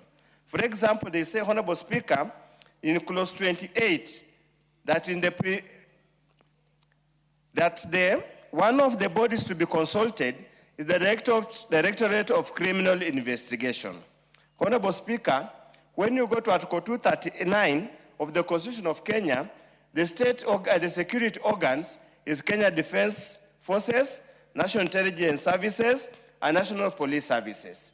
Of course, everybody will ask, where does the criminal investigation agency come in a matter that surely looks more like a constitutional provision, not a matter of legislation? Honorable Speaker, in the same clause 28(5), it provides among the people who are eligible for the exercise of the privilege of the power of mercy are sexual offenders. Honorable Speaker, I just hope in the committee of the whole House, one of the amendments that must have provided by JLAC is to remove any chance as a sexual offender and a serial sexual offender can be given, can benefit from the prerogative of the president on the mercy, on that. Also, again, Honorable Speaker, violent offenders who cause serious bodily harm to the victim where the offense was found to be motivated by discrimination, including gender-based discrimination, gender-based violence, female genital mutilation, domestic violence, ethnic-based violence, or violence against persons with disability. Honorable Speaker, on that I will have to move an amendment because that's abuse of the prerogative of power of mercy by the President. Honorable Speaker, as I conclude, Honorable Speaker, we need as a country to look at our judicial system, our prosecution system. Honorable Speaker, I can guess, Honorable Speaker, even if you go to the I don't only 1 or 2 minutes. Honorable Speaker, if you walk to many of these prisons, and I'll start with the prison in Busia, Korinda, I can bet there are people who are wasting space in prisons for very petty offenses. If you are arrested in taking Samia gin or Nguri, that cannot be an offense warranting you to go and rot in prison. That's an offense they can just make you stand, you sober up, and continue the activities. Honorable Speaker, there are some things that don't, then there is also, you would find the policeman, will find you walking in the evening late at night, they arrest you for loitering with the intent to commit an offense. Because they cannot prove that offense, they can't plant on you some basic things like bang and the kind of thing. We seriously as a country, and Sir George, I want to challenge you, before you go to become the governor of Tharaka Nithi County. You know Tharaka, the votes from Tharaka always used to unsettle the election results. Please sit down with your committee, plus the judiciary, plus the office of the prosecutor or the DPP. Let's look at the offenses that can take somebody to prison. There's a provision in the law for community work. It would be much, much, much easier and more effective and beneficial to the community if those arrested for petty offenses can be called upon to do community work, like assisting the county governments that cannot even collect garbage, yet they receive billions and billions of money every day. Those arrested loitering around Funyula town, the mountain garbage in Funyula town, they can be told to pick the same. Instead of taking them to Korinda, wasting people's time, going to go there, get them out, it does not make economic sense. Let's have effective use of our resources. When Uncle Moody was the Minister for Interior, Uncle Moody, he's the one who brought beds in prisons. So majority leader, the beds there can be used to do so many things. It is not confined alone for sleeping. We can as well continue. Because not all prisoners are bad. They are just there. By unfortunate incidents, they can still have children who are very good citizens of this country. With those few remarks, Honorable Speaker, I support the bill. The Honorable Murugara.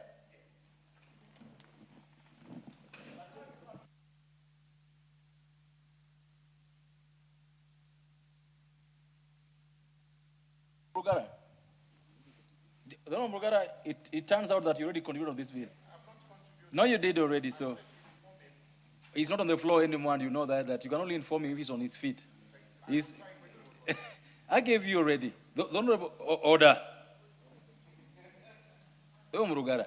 After the Honorable Justice informing the Honorable Undo, I gave a chance to inform him, didn't I? And said, yes, so let's leave it at that.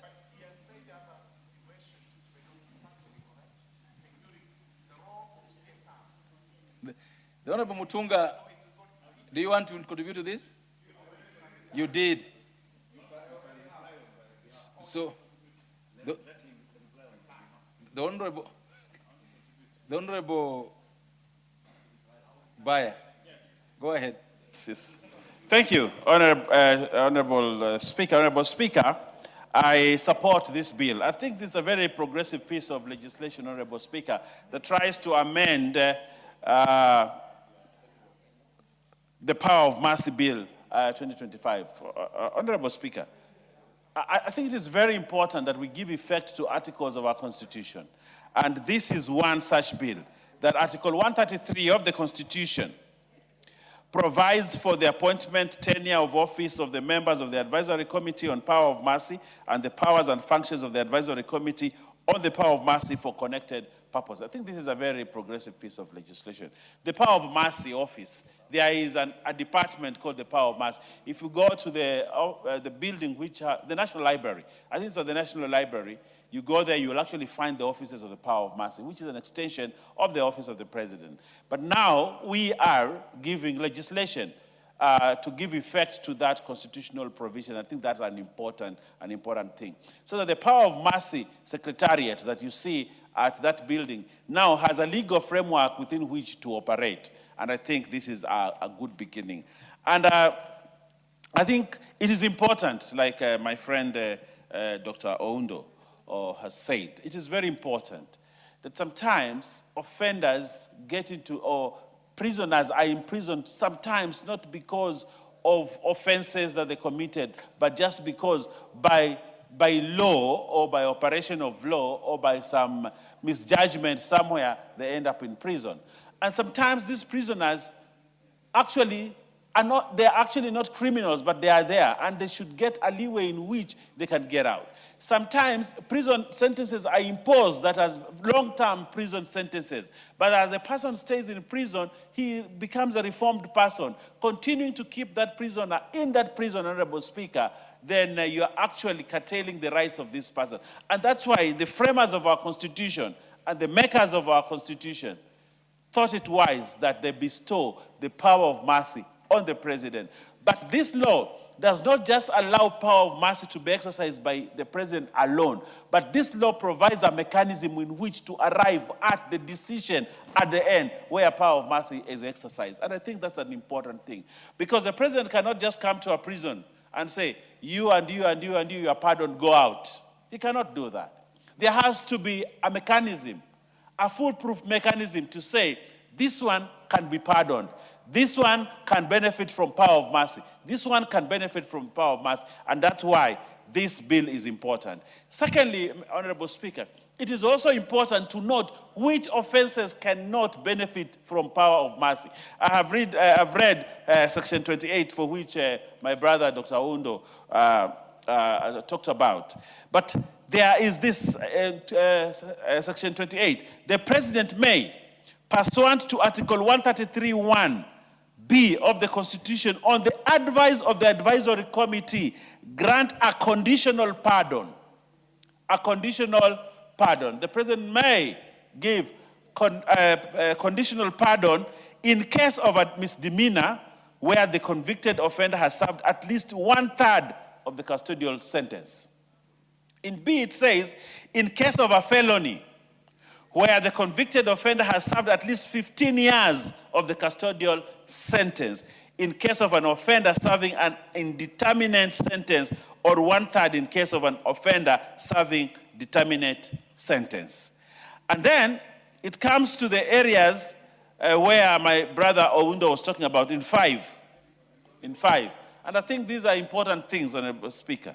Despite Section 3, the following offenders who have served a determinate sentence, including habitual offenders who have committed 2 or more felonies, sexual offenders, violent offenders, all these All this, I want to agree with Honorable Undo, should never be pardoned. A sexual offender is most likely to repeat that offense when he is released. And again, there are some offenses that when you release that person, he comes back because of power of mercy. That family that was subject of that offense, Honorable Speaker, seeing that person having been pardoned, you actually reduce the exercise of justice. You know, you enjoy justice when the offender has been offended. You say, finally, I got justice. When somebody kills another person and that person is jailed, the family will say, finally, we've got justice. Then, 1 year, 3 years down the line, the person comes out to walk scot-free because he has been pardoned. How restitution, justice, you know, is also part of restitution, Honorable Speaker. And therefore, it is very important that these offenses be removed from the list of those who can benefit from the prerogative of mercy of the President. That I agree. And I think, Sir George, being a senior counsel, being a member who has a very sharp mind and is intelligent enough to understand that these are offices we should not exercise power of mercy on. Honorable Speaker, the President may pass on to Article 133(1)(c) of the Constitution on the advice of the Advisory Committee and on a petition being made pursuant to Section 26, substitute a less severe form of punishment on medical grounds. Honorable Speaker, there are people out there in our prisons who, even that imprisonment does not serve the purpose for it because they are terminally ill. You know, they are on medical grounds. They suffer from an incurable terminal illness or a highly contagious disease. The prerogative of power of mercy can be exercised, Honorable Speaker. If a person is entirely incapacitated, requiring assistance with the activities of daily living, that person can enjoy the prerogative of power of mercy. If a person is of advanced age, that person should enjoy power. Is critically ill or is pregnant. The Honorable Leader said this is debatable. How does someone become pregnant in prison? How does someone become pregnant in prison? Yes. Osmosis. We only know one person in this world who got pregnant without having had the act that leads to pregnancy. Only one. The mother of Jesus. And I have not heard of any other osmosis pregnancy until the one that Honorable Mayaka is talking about. Honorable Speaker, these are enough grounds. A person is pregnant and is in prison, is a lactating mother or the sole caretaker of a dependent child. Honorable Speaker, I think power of mercy could be exercised in this. Honorable Speaker, it is very important to say, if you have read the book by Dr. Ksowski, the one called Crime and Punishment, crime must be punished. Crime must be punished. Crime against a citizen must be punished. Crime against the state must be punished. But even when we do that, we must do it in such a way that it is not a complete sentence out of life, out of society, and that is why the framers of our Constitution introduced Article 133, that we can actually exercise. And it is very important to note that this prerogative of power of mercy was given to the highest office. It was not given to any other person, the highest office. But that highest office was not just given blanket. There are structures that this power of mercy must be exercised within. And within those structures, then we bequeath as the 13th Parliament this law that must guide those structures, those people who have been given the authority to help the head of state to exercise power of mercy. And therefore, with all those things that I have said, Honorable Speaker, I am convinced that this is a good law. It is actually an expression of constitutional articles, and that we are giving effect to that constitutional. And I think this 13th Parliament should go into history as one that gave a lot of effect to many constitutional articles. Honorable Speaker, I support. Okay. The Honorable Bishop Kosgei.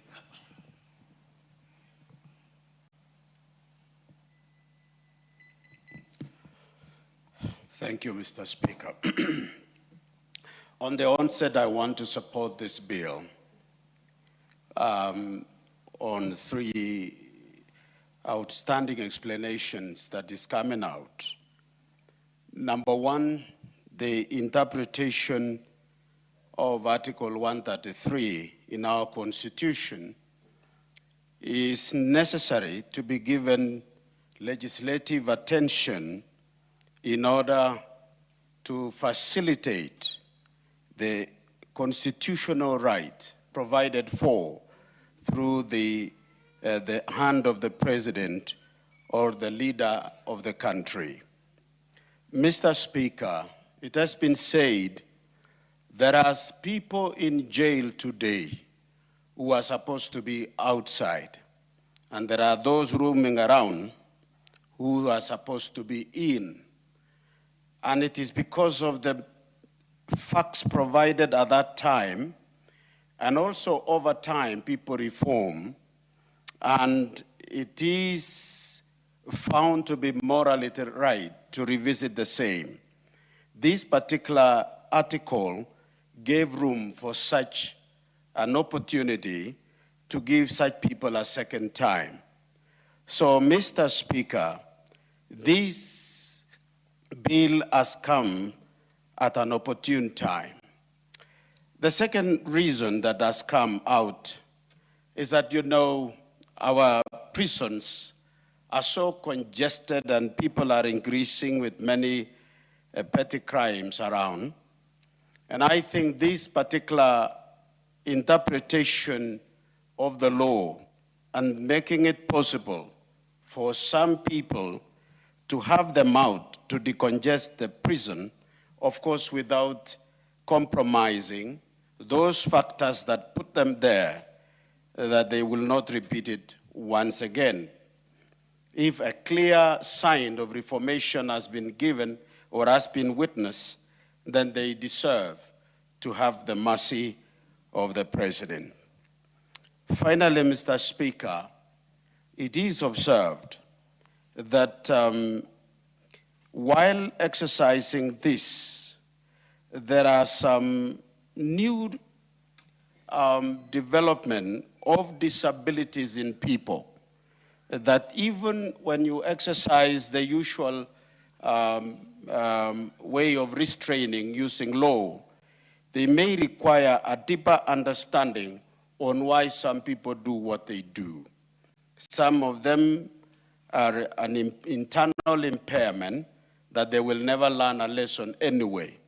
So there could be some other alternative ways of helping the same. So with that, Mr. Speaker, I support the bill. The Honorable Jalas, do you want to speak on this?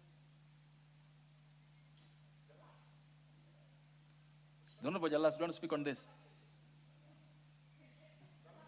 The Honorable Felix Odiwuor, because I can see you're keen to speak. Not on this one, okay. Members, there being no further interest on this, I would request the majority leader to reply. The Honorable Murugara, you have the honor of being the majority leader today. Thank you. Thank you very much, Honorable Speaker. Order. The member for Kabondo Kasipul, I don't see your card. I don't have it with me, but I would like to speak on the bill. On the Power of Mercy bill? Yes. Go ahead. Just indulge us for a few minutes. Thank you very much, Mr. Speaker, for giving me the opportunity to also add my voice to this bill. Mr. Speaker, at onset, I support the bill.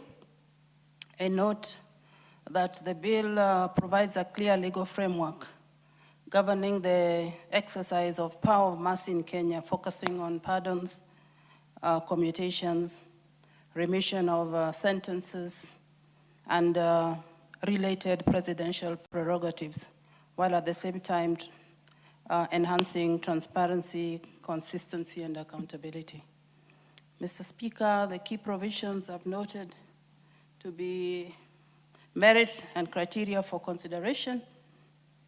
It establishes the principle guiding mercy decisions such as length of sentence reserved, behavior, humanitarian grounds, and impact of the victim. Mr. 3, the other provision is on the Independent Advisory Committee, which is a good thing, which creates a power of mercy committee, and it will receive and screen petitions. It will make recommendations to the president, ensure consistent application and mercy standards, and the committee members I've noted is drawn from the government and civil society and subject matter experts.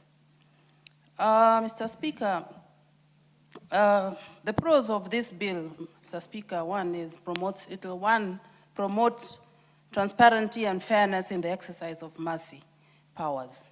2, it will also ensure consistent standards in the decision making and enhance accountability to the public and also to us, to Parliament. And it gives a victim a structured voice in mercy processes. Mr. Speaker, it also encourages rehabilitation and humane treatment of offenders.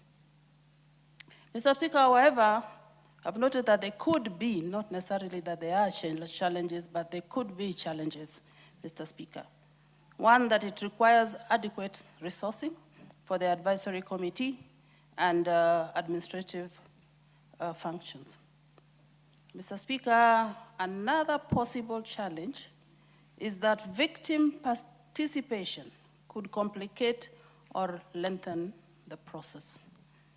The third one is striking or finding the right balance between mercy and public safety may be at times complex. And finally, implementation depends on political will and procedural discipline. And we've seen this in several other issues, similar issues. Mr. Speaker, with those, I know that you are concluding on this debate. I wish to state again that I support. Thank you.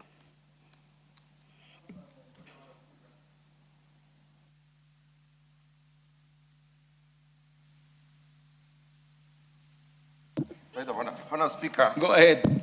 Thank you very much, Honourable Speaker. Honourable Speaker, listening to the members and the debate on this particular bill, Honourable Speaker, we are not differing in anything. We are actually paraphrasing now.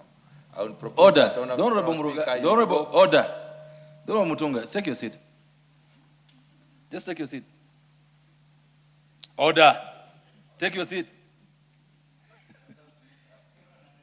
Honourable Murugara, could you proceed to reply? Thank you. Thank you very much, Honorable Speaker. Honorable Speaker, I wish to thank each and every member who has made a contribution to this. This is a very important piece of legislation. And it has a long checkered history, right from the road in England all the way up to where we are today, exercising first and foremost, it was called the presidential prerogative. Now it is the power of mercy, defined in different ways. It's important to emphasize that our prisons really are not punitive anymore. In fact, we are calling them correctional facilities.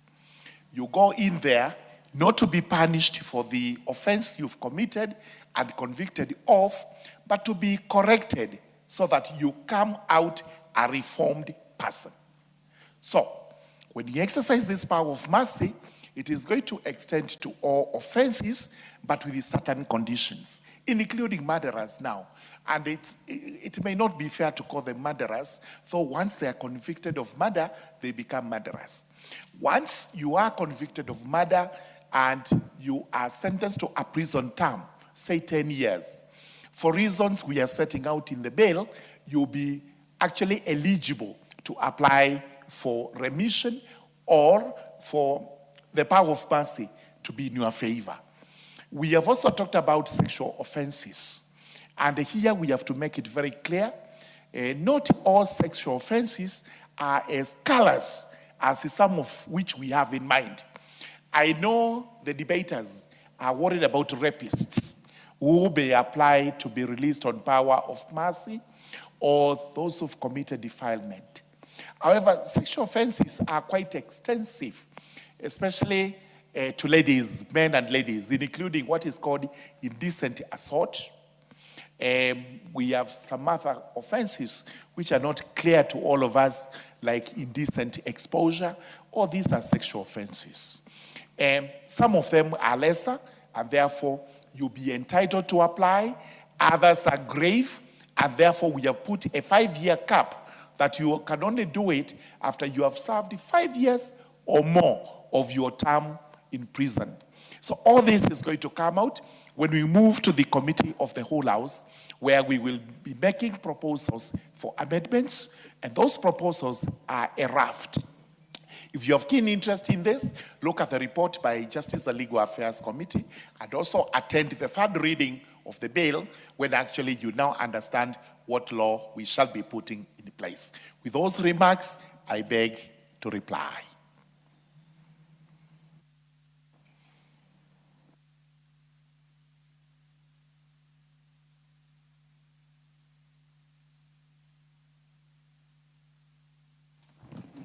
Honourable members, after that, look and reply, I therefore put the question that the Power of Mercy Bill, also Assembly Bill number 56 of 2025, be now read a second time.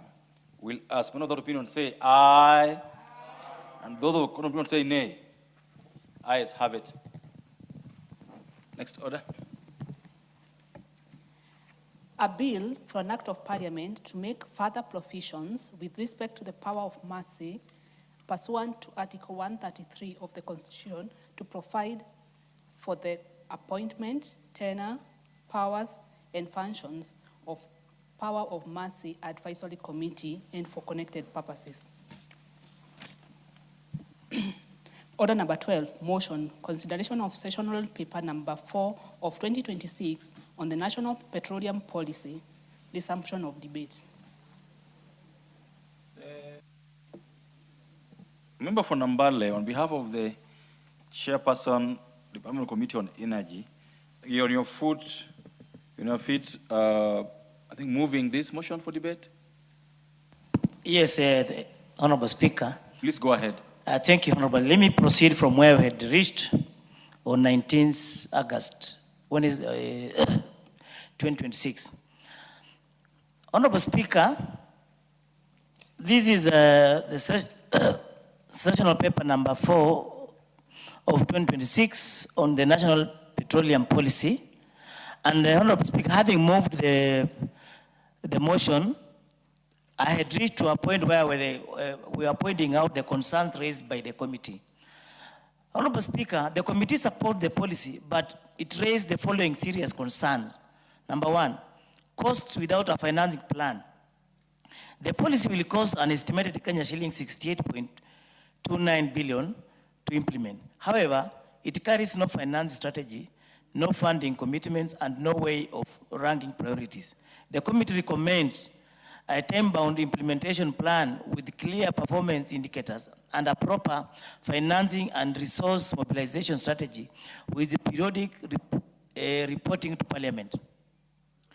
Honorable Speaker, the second issue is transparency, a framework that this House legislated but which has never been implemented.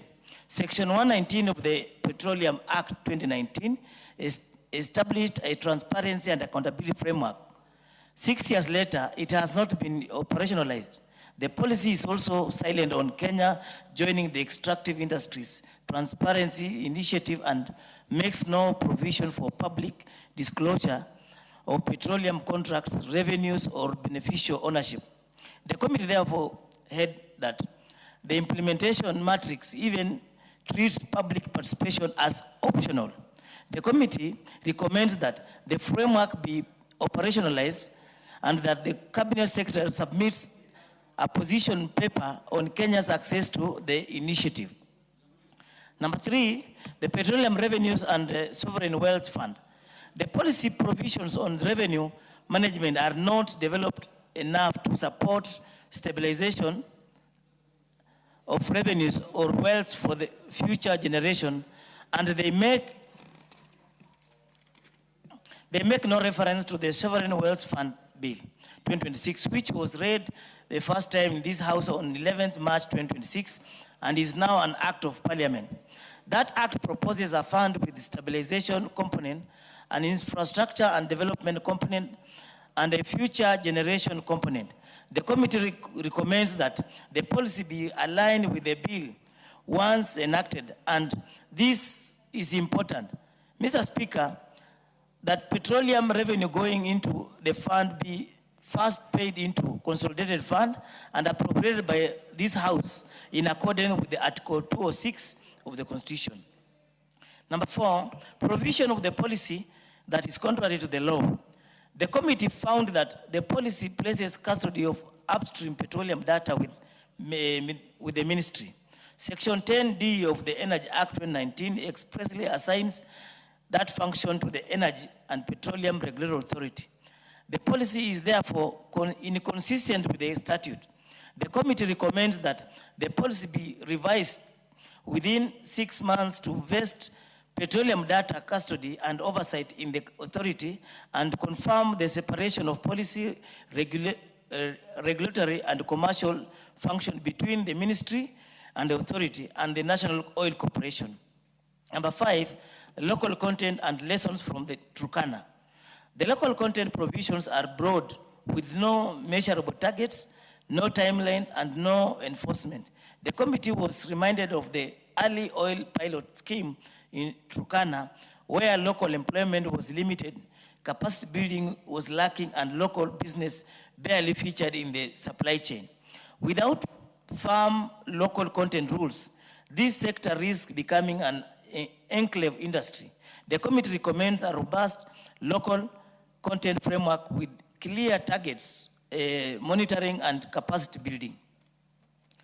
Number 6, community land consent.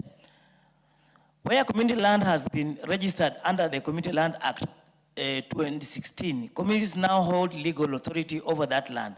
The committee recommends stronger provisions on host community engagement and protection of the community rights throughout the life of the petroleum project. Number 7, environmental safeguards. The committee heard of the communities in Turkana exposed to contaminated hazardous waste liners and of poor disposal and decommissioning in Lamu. The National Oil Spill Contingency Plan remains largely unimplemented. The policy also omits environmental deposit bonds, even though regulations for them already exist under the EMA and EMA. NEMA is missing from the decommissioning process in the implementation matrix. The committee recommends binding safeguards on hazardous waste, oil spills, preparedness, decommissioning, and restoration, and that NEMA be expressly designated the principal environmental regulator at every stage of the petroleum operation. Number 8, consumer and security of supply. Honorable Speaker, because we import almost all our fuel, global price shocks are felt directly by the mwananchi. The policy does not provide for transparent pricing, consumer presentation in tariff reviews, or protection against market manipulation. The committee recommends stronger energy security measures, including strategic petroleum reserves and the diversified supply, stronger consumer protection, and oversight of petroleum pricing. Lastly, inclusion and data and standards. The policy has no express provision on gender equality, disability, and social inclusion. It also lacks a petroleum data governance framework, cybersecurity standards, and adequate emphasis on engineering standards and professional certification. The committee recommends that this be mainstreamed and that a national petroleum data repository with data over sovereignty protections be developed. Honorable Speaker, having considered all the submissions and observations, the committee recommends as follows. Number one, the House adopt this report on sessional paper number 4 of 2026 on the National Petroleum Policy. Number two, that following the adoption of the policy, all proposed legislation on oil and gas matters be guided by the policy. And lastly, that the Cabinet Secretary for Energy and Petroleum, the Energy Petroleum Regulatory Authority, the National Environmental Management Authority, and other relevant state agencies implement the directives set out in the report, and that the Cabinet Secretary reports to the committee on the progress made within 12 months of the adoption of this report. Honorable Speaker, having moved the report, I beg, having laid the report, I beg to move and request the House to adopt the report. I now also invite the Honorable Member Victor Koech, the Honorable Member for Chepalungu, to second. The member for Chepalungu, the Honorable Victor Koech. Yeah, thank you so much, Honorable Speaker. As I rise, I would like to proceed to second, and as I do so, Honorable Speaker, allow me then to make a few observations that have been left out by the mover of the motion. Chair, with any other session of papers that this House considers, the Speaker of this House then had put to the committee, and we did a proper public participation that was both quantitative and qualitative. And having analyzed all the observation and all the submissions that were made by the witnesses that appeared before us, we made clear observations, and the recommendation as has been read out and has been laid out by the mover of this particular motion. And in particular, Honorable Speaker, without repeating myself, I would like to put to this House, and as I associate myself fully with what has been said, without necessarily repeating myself, allow me, the Honorable Speaker, instead to draw the attention of the House to a further matter that the committee considered. This, Honorable Speaker, it cuts across. Order. The Honorable mover of this bill and the member on his feet now, I will allow you to do what you're doing now, but next time I won't allow you to read your submissions word for word. You will proceed that way today, but in future don't do that. Proceed. Thank you. Well guided, Honorable Speaker. Like I was saying, without repeating myself, I would like to put across to the floor of the House on the observation that we made, and anything else that have been said out by the mover of the motion, and that's cut across everything else, that includes the completeness of the institution charged with the implementation of this policy. Honorable Speaker, it is a awakening call to this particular House that recently this House passed an FDP, that is the Field Development Plan. And equally, Honorable Speaker, it touched on the production sharing contracts for Block 6 and Block 7, that is T6 and T7 in Lokichar, Honorable Speaker. This is an undertaking that the committee also went through all the considerations, and in eventuality, Honorable Speaker, we will have the first tanker moving the production of oil from Lokichar all the way to the coastal region, Honorable Speaker. And some of the observations that we've made, some of the recommendations that we made into the policy, Honorable Speaker, are going to address the gaps that were there through the legislation. That is why the committee has made recommendations that the minister, then the cabinet minister for energy, together with all other regulatory authorities, then moves in, with speed, and within 6 months, Honorable Speaker, proposes a new policy then that integrates everything else that have been left out. With those very few remarks, without repeating myself, Honorable Speaker, allow me then to second. I beg to second. Thank you. Done and well said. Oh, members, the motion having been moved ably and seconded ably, I now propose the motion that this House adopts the report of the Parliamentary Committee on Energy on its consideration of the sessional paper number 4 of 2026 on the National Petroleum Policy, laid on the table of the House on Thursday, the 2nd of July 2026, and approves the sessional paper number 4 2026 on the National Petroleum policy. The Honorable Mawadi, you want to contribute to this?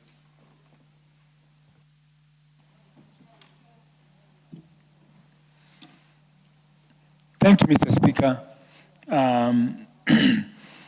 I rise in support of this motion and make a few comments. There is need for us to really consider the local content of any of the oil that is produced here in Kenya. There is a very huge gap because we don't consider the locals, especially the people in Turkana in this one.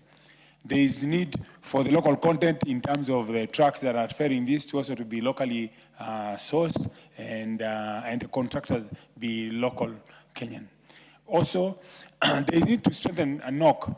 Most countries have national oil companies that normally are the ones that are given the responsibility of looking to the reserves of any oil or petrol when we have shortages or incidents like the current one that we are going through. So they need really to strengthen NOC. The other thing that we abandoned that we should go back and ensure that we do is complete the LAPSET and the LAPSET pipeline all the way to Lokicha and Ethiopia and Southern Sudan. Thank you, Mr. Speaker. The Honorable Mutunga, you want to contribute to this?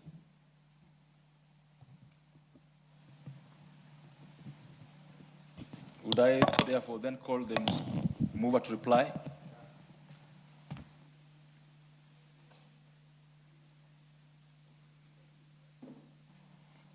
Thank you, Honorable Speaker. Honorable Speaker, I wish to thank the Honorable Member for Embakasi South and also a member of the Energy Committee to have made a contribution on this bill. Honorable Member, the House will note that this is the first standalone policy on petroleum this country has ever had since the year 2004. And I therefore urge the members to consider the key concern, the 9 key concerns that the committee raised while preparing for this particular policy, so that members can look at it further as we send it to the Cabinet Secretary to prepare and forward it back to the House. And I therefore wish to reply. Members, with that, I therefore now put the question that this House adopts the report of the Departmental Committee on Energy and its consideration of the sessional paper number 4 of 2026 on the National Petroleum Policy, laid on the table of the House on Thursday, 2nd of July 2026, and approves the sessional paper number 4 of 2026 on the National Petroleum Policy. Will, as per other opinion, say aye? Those of the opinion say nay. Ayes have it.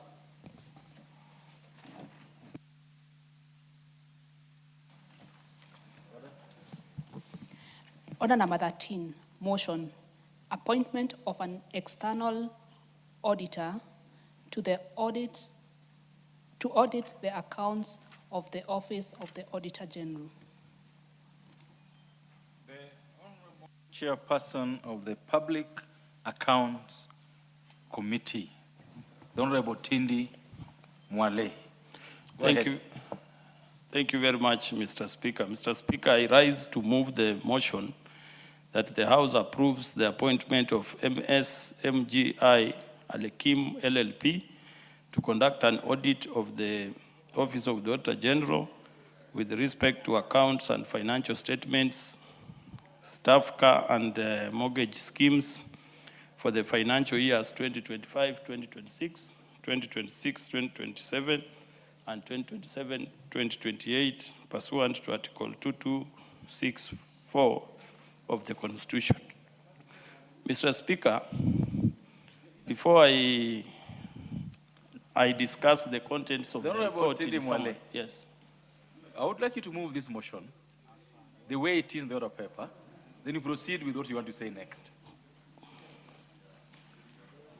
I have to read first.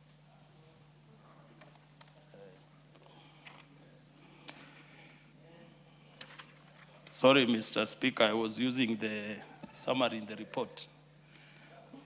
Yes, that's for my, I agree. It's for my,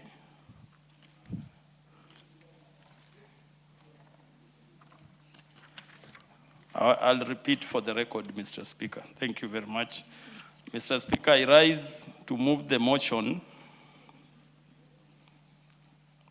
that this House adopts the report of the Public Accounts Committee on procurement of external audit services for the Office of the Auditor General for the financial years 2025, 2026, 2026, 2027, and 2027, 2028, laid on the table of the House on Thursday, 13th August 2026, and pursuant to the provisions of Article 2264 of the Constitution and Section 43 of the Public Audit Act, Cap.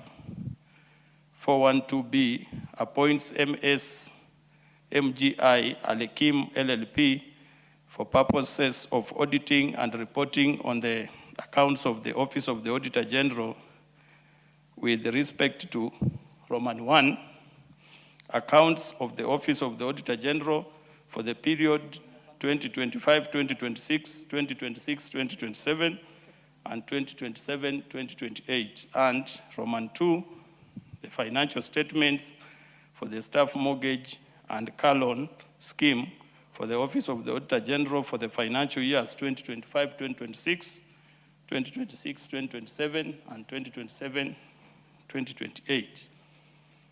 Mr. Speaker, before I give a brief of what the report entails, I would like to highlight on a few constitutional provisions that that has made this report to come before this House, Mr. Speaker. Mr. Speaker, the constitutional mandate and legal framework is derived from Article 226 of the Constitution of Kenya, which gives the accounts and audit of public resources.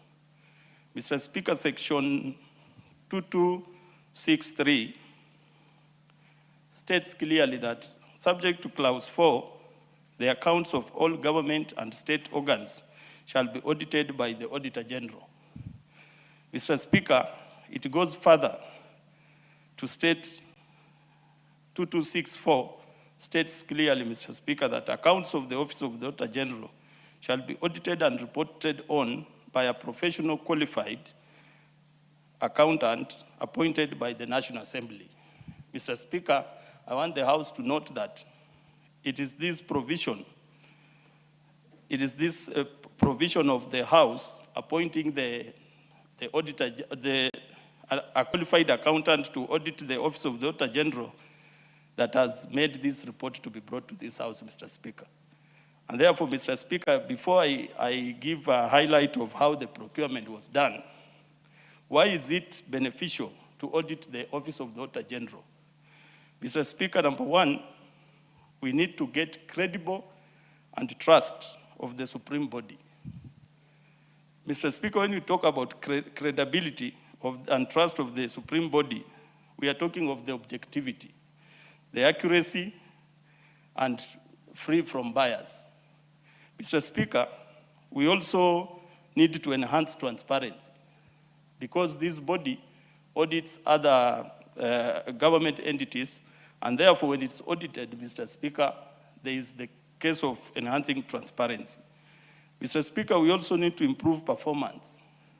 And Mr. Speaker, assessment helps identify operational gaps and adopt global best practices for this supreme body.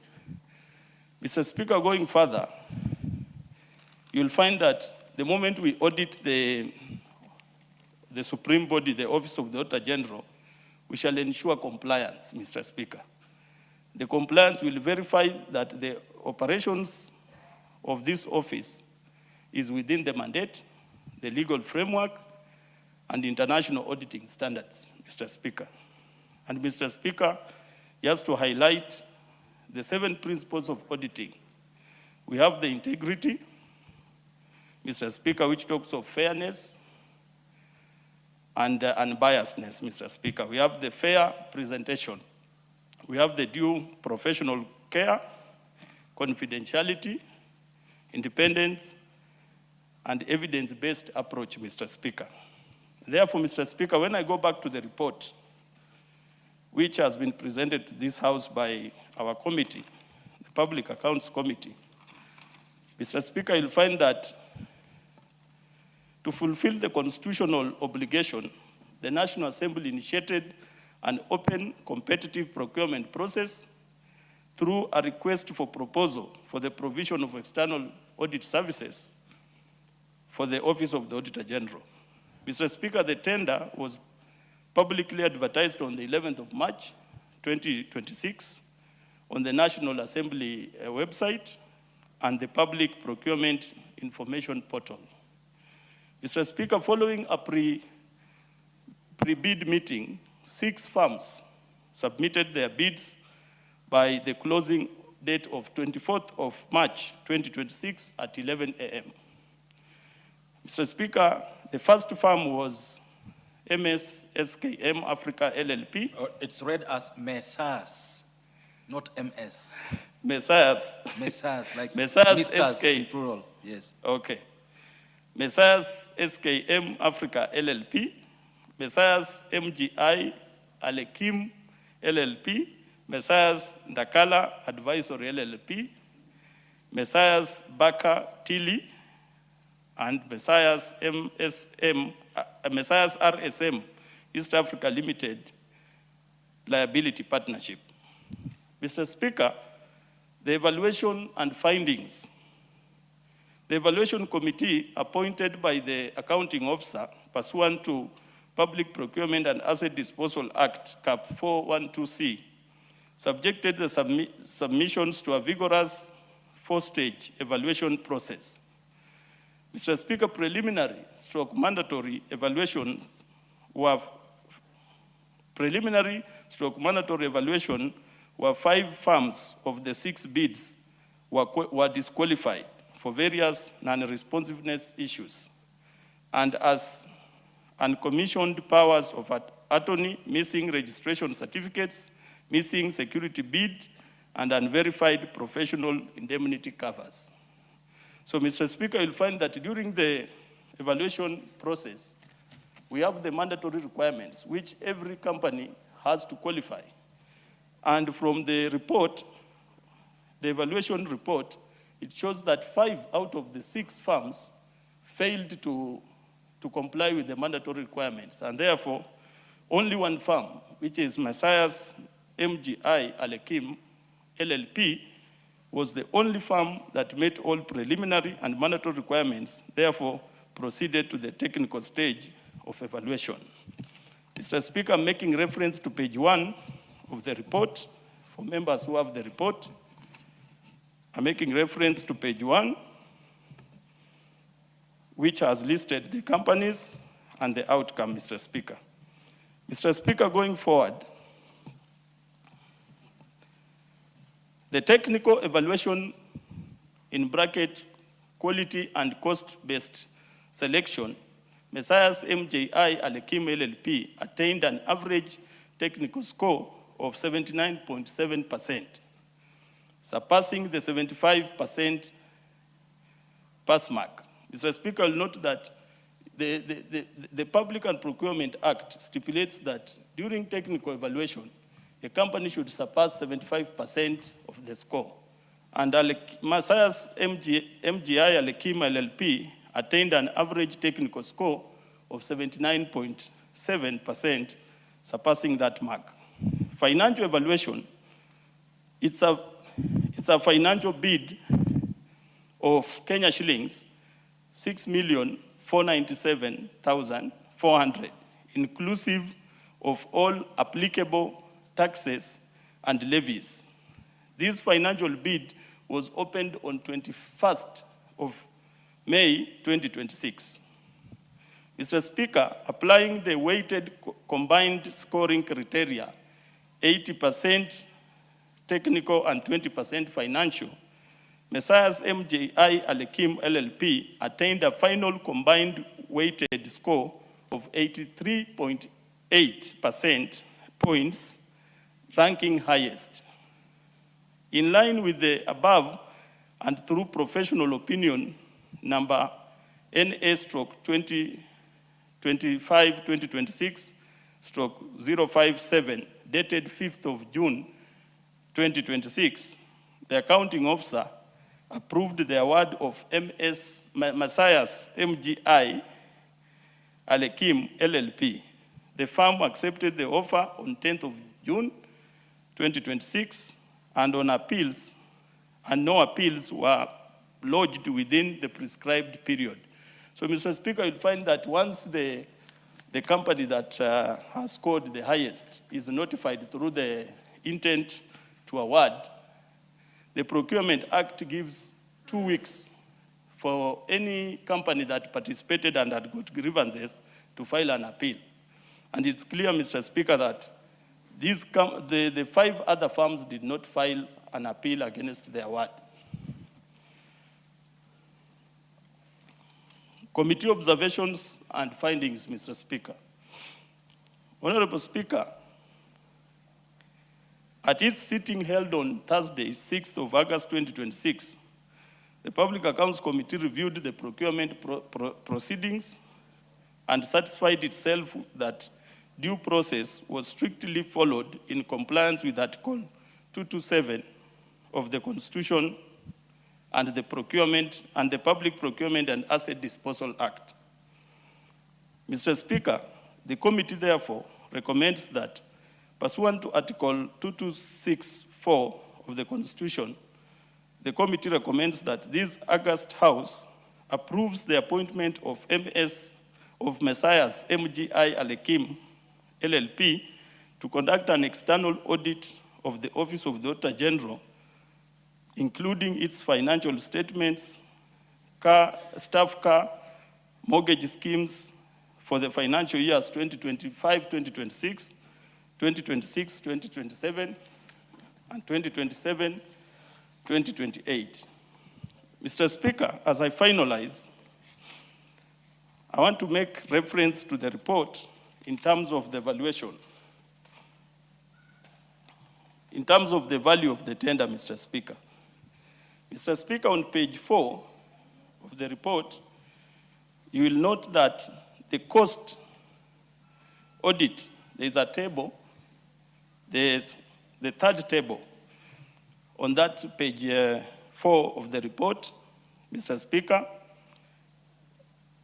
The third row gives the cost audit services, which is 5,460,000, tax and levies, which is 1,037,400, and the total amount, Mr. Speaker, is 6,497,400. Mr. Speaker, you'll note that considering that these services are going to be offered for 3 financial years, this cost is not that high compared to the previous costs that we have approved in this House. And Mr. Speaker, you'll find that many firms, the reason why the response to the tender was low is because many firms, Mr. Speaker, fear or get to a disadvantaged stage where they are told to audit the Auditor General. Because the nature of auditing, Mr. Speaker, is that where the Auditor General feels like he can't or she can't do the responsibilities to satisfaction, she can hire an outside firm to help. And therefore, the moment you are pre-qualified to audit the Auditor General, then you are blocked from being subcontracted by the Office of the Auditor General in terms of doing services on their behalf. And that's why, Mr. Speaker, you'll find many firms shy off from applying for these services to audit the Auditor General, Mr. Speaker. Mr. Speaker, you'll also find out that during evaluation, especially on technical, Mr. Speaker, the criteria or the score is normally very high because you are going to audit the firm that audits all government entities. All government entities, I mean the national government and the 47 county governments, Mr. Speaker. And therefore, the technical score or the technical qualification is always very high, and that's why many companies might not be in a position to attain those high scores, Mr. Speaker. And therefore, Mr. Speaker, the committee did its observations, and we have given our recommendations. And therefore, Mr. Speaker, I recommend that with those few remarks that this firm, you said it's Messiahs. Messrs. Yeah.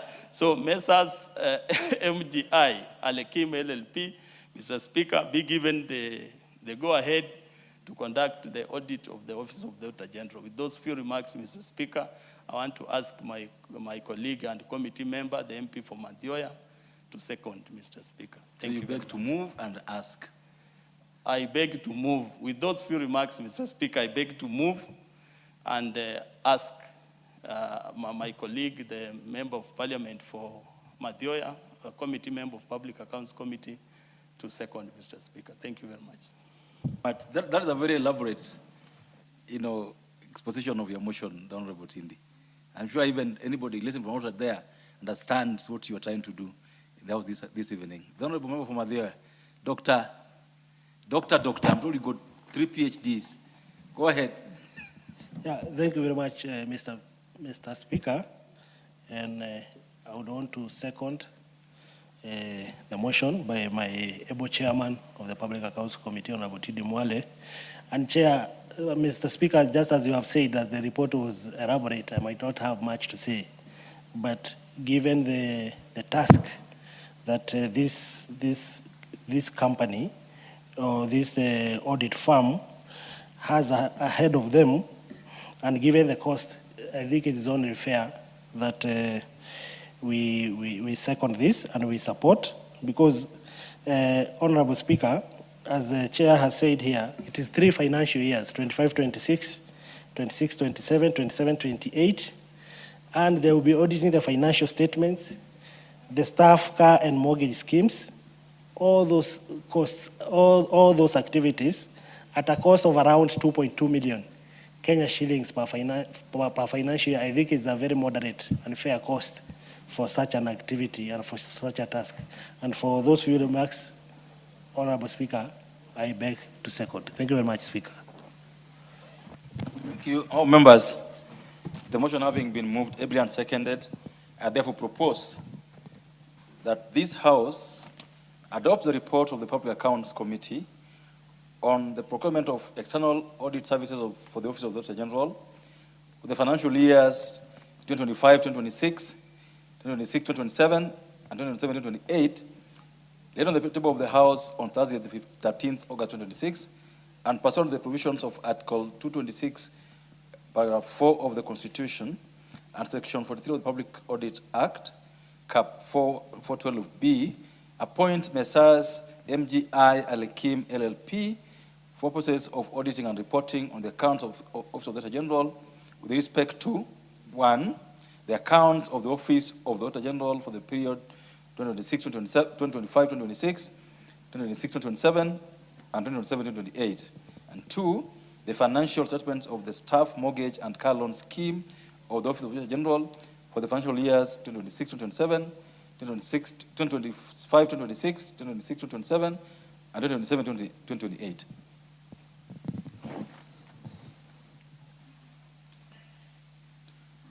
Total budget.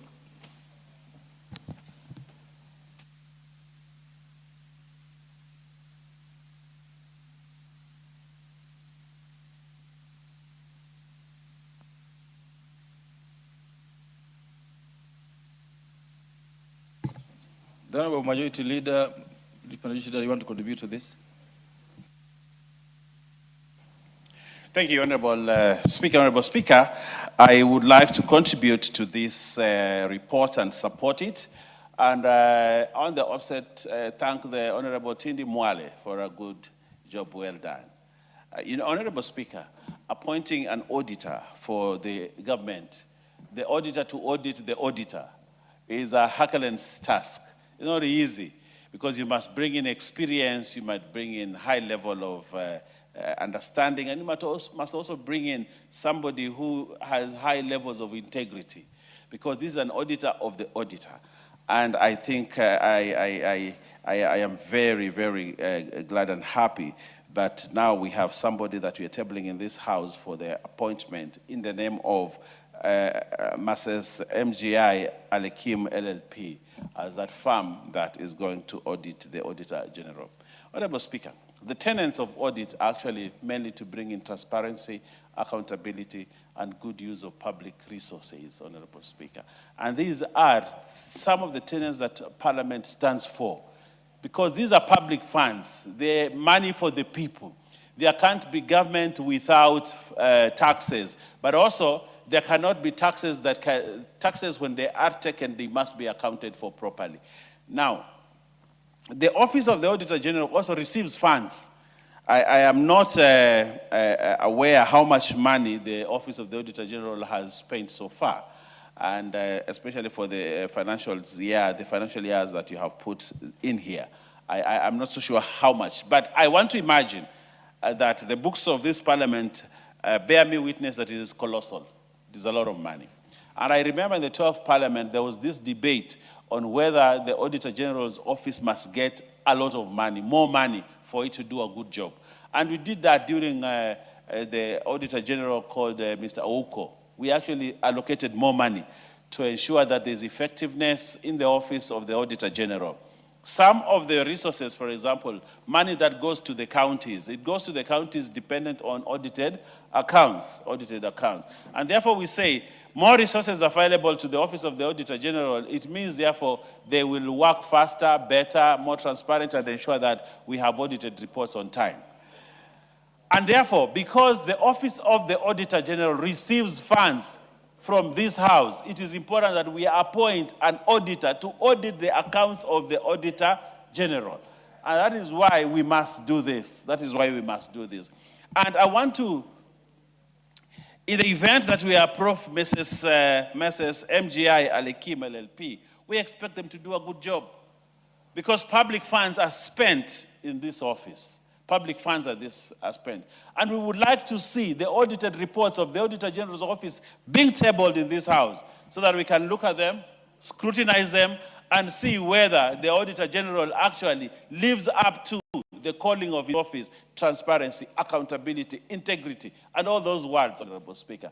And therefore, it is my pleasure to second this report and to request this House that we appoint MSS MGI Alekim LLP as the auditor for the auditor to audit the accounts and report to the House the accounts of the Office of the Auditor General with respect to the accounts of the Office of the Auditor General for the period ended 2025, 2026, 2026, 2027, and 2027, 2028, and also the financial statements for the staff mortgage and car loan scheme or the Office of the Auditor General, 2025, 2026, 2026, 2027, and 2027.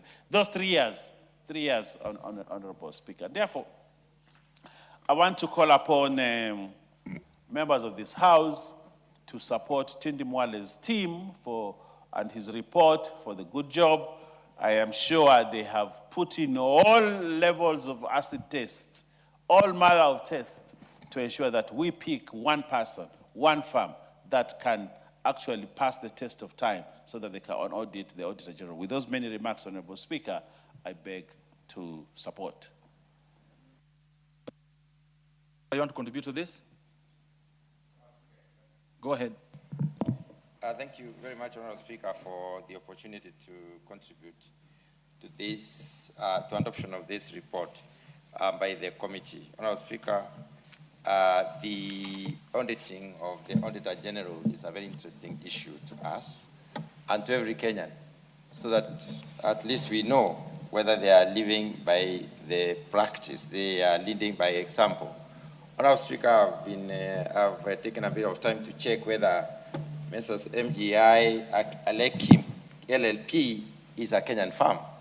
And I can confirm to the House that it is a Kenyan audit firm, audit and accounting firm.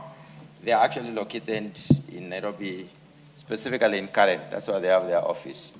And Honorable Speaker, I would like to congratulate them for having made the decision to apply for this job and knowing the risks that they are taking so that at least they can prove to the world.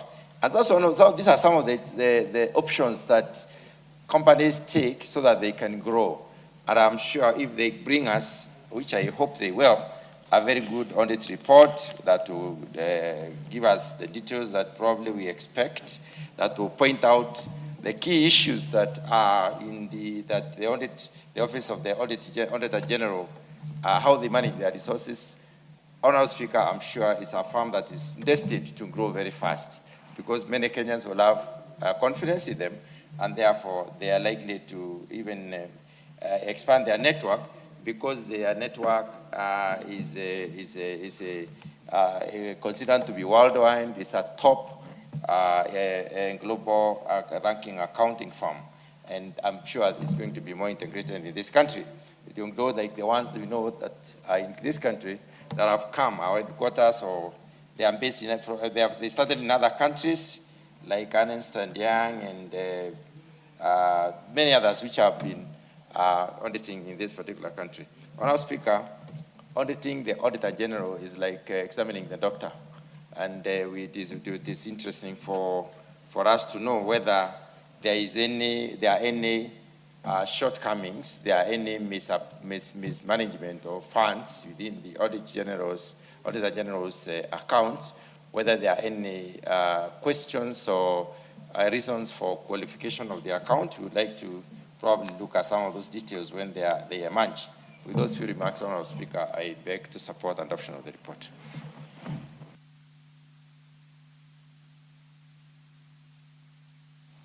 Very well. There being no more interest in this one, the mover.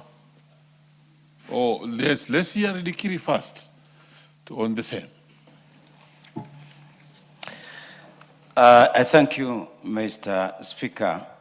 Indeed, the presentation by the chair of this great committee is showing us a lot of confidence in the performance of the committee. I therefore congratulate the committee for doing a good job in identifying the auditor of the Auditor General. Many cases, some independent bodies can go rogue, and we have seen it, and we have heard it. And I think they need to be checked. They can be excessive, particularly where they are not checked. So when we have an auditor to audit the Auditor General, this is a very powerful office in this country. The Auditor General can bring down the government if not really taken care of.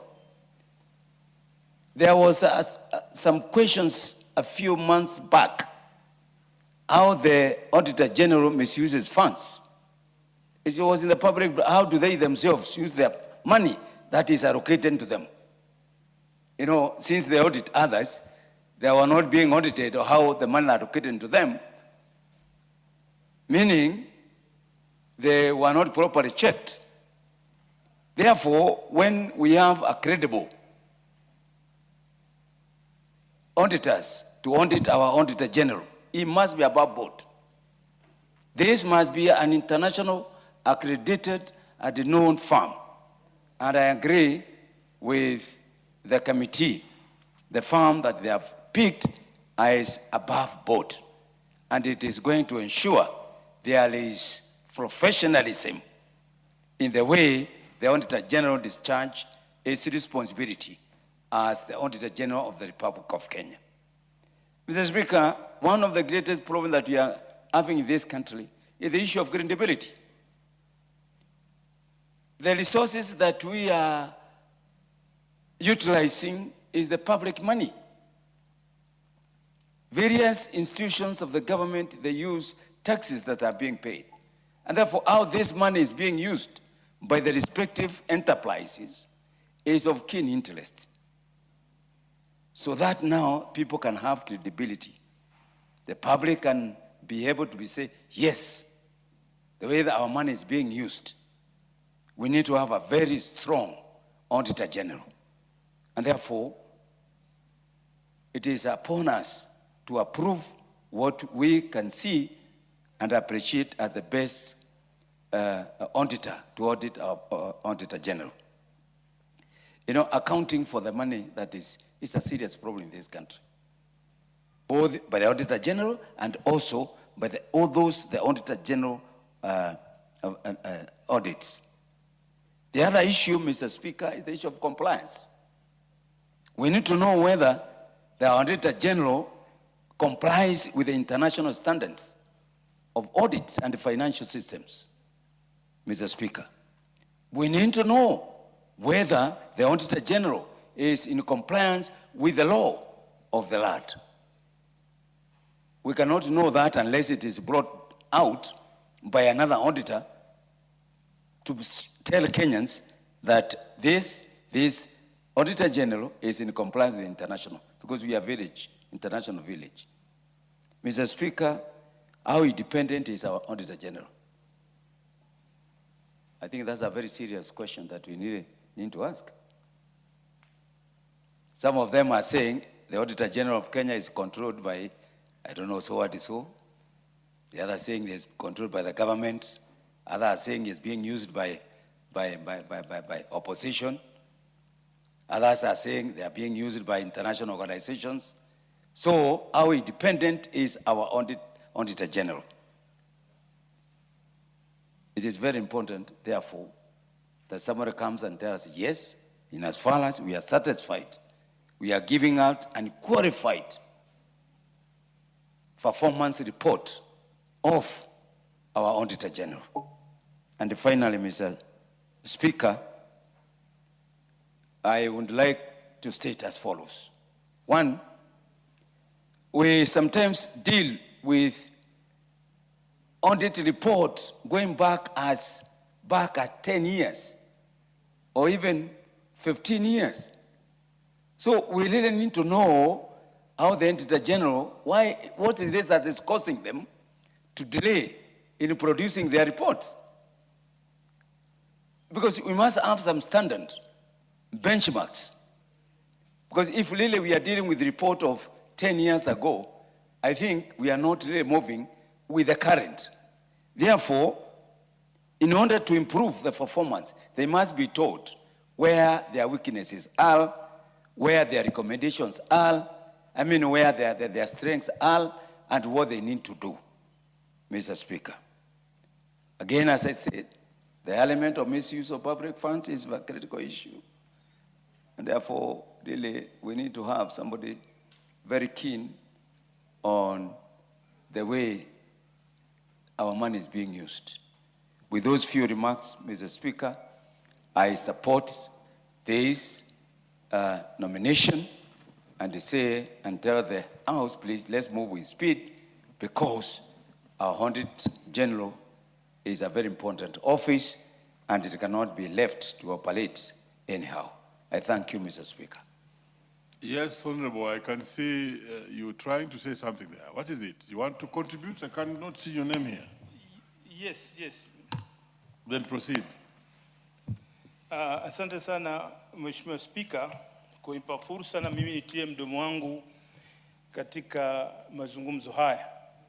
Mimi nimesimama kuunga kamati kwa kuja na mawazo ya kuwa kuwe na mdhibiti wa mkaguzi mkuu wa hesabu, kwa sababu yeye anatumia fedha za umma. Kwa hivyo itakuwa ni uzito sana, yeye anakagua lakini yeye hakaguliwi. Yoyote yule ambaye anashika fedha za umma lazima azihesabu, azieleze matumizi yalikwenda namna gani na hesabu imefikia wapi. Kwa hivyo mimi nimesimama kuunga mkono kamati kwamba wamefanya kazi nzuri, wana mawazo mazuri, kwamba chochote yoyote anayedhibiti pesa za umma lazima akaguliwe, kwa sababu yeye alikuwa anakagua lakini hakaguliwi. Kwa hivyo ni vyema sasa hata huyu anayemkagua yeye, ikiwa atapewa pesa pia atakaguliwa, kila mtu aseme vile pesa za umma zimeenda vipi. Asante sana Mheshimiwa Spika. Asante sana, umenena vema, lakini Kiswahili sanifu sijui kama mwenyekiti ameelewa. Anyway, that notwithstanding, mover. Thank you very much, Mr. Speaker. As I rise to reply,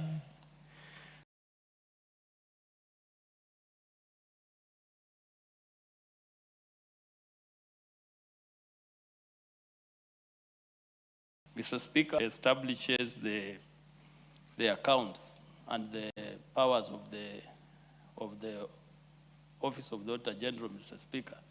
2264 stipulates clearly that we need to appoint an accountant who shall audit the accounts of the Office of the Auditor General, Mr. Speaker. And therefore, Mr. Speaker, for us to enhance credibility in auditing of this great republic, Kenya, Mr. Speaker, for us to enhance transparency, it is prudent that the Office of the Auditor General is also audited, because this house allocates resources through the process of budgeting. We allocate resources to the Office of the Auditor General. These resources is taxpayers' money, and the Office of the Auditor General uses these resources to audit public entities, both at the national government and the county government, Mr. Speaker. And therefore, Mr. Speaker, it's prudent that we do a follow-up to know if the auditor is using the funds prudently, or if the Office of the Auditor General is infringing on the mandate, on its mandate. And therefore, Mr. Speaker, that's why the committee came up with this motion and this report, that the House considers Messiah's MGI Alekim LLP as the office or the firm that is going to audit the Office of the Auditor General, Mr. Speaker. And therefore, Mr. Speaker, I want to thank my colleagues who have contributed to this motion and assure this House that this company, this firm, is competent enough technically and also budget effective in terms of value for money, Mr. Speaker. Because for 3 financial years, they are going to audit using only 6,400,000 Kenyan shillings, Mr. Speaker. And therefore, Mr. Speaker, I rise to reply. Thank you very much. Honorable members, let me proceed to put the question, which is that this House adopts the report of the Public Accounts Committee on procurement of external audit services for the Office of the Auditor General for the financial year 2025-2026, 2026-2027, 2027-2028, laid on the table of the House on Thursday, 13th August 2026, and pursuant to the provisions of Article 2264 of the Constitution and Section 43 of the Public Audit Act, Cap 412B, appoints Ms. M.G.I. Alekin LLP for the purposes of auditing and reporting on the accounts of the Office of the Auditor General, OAG, with respect to 1, the accounts of the Office of the Auditor General for the period 2025-2026, 2026-2027, 2027-2028, and 2, the financial statements for the staff mortgage and car loan scheme of the Office of the Auditor General for the financial year 2025, 2026, 2026, 2027, and 2027, 2028. Will as many of our opinions say aye? Aye. Will as many of our opinions say nay? The ayes have it. Next order. The order paper had been rearranged, so we are not dealing with order number 14. Move to the next order. Order number 14, the Public Service Superannuation Scheme Amendment Bill, that's the one. Order. National Assembly Bill number 33 of 2025, second reading. Order number 15, motion, consideration of the Inter-African Coffee Organization new agreement. Chair Departmental Committee on Agriculture and Livestock.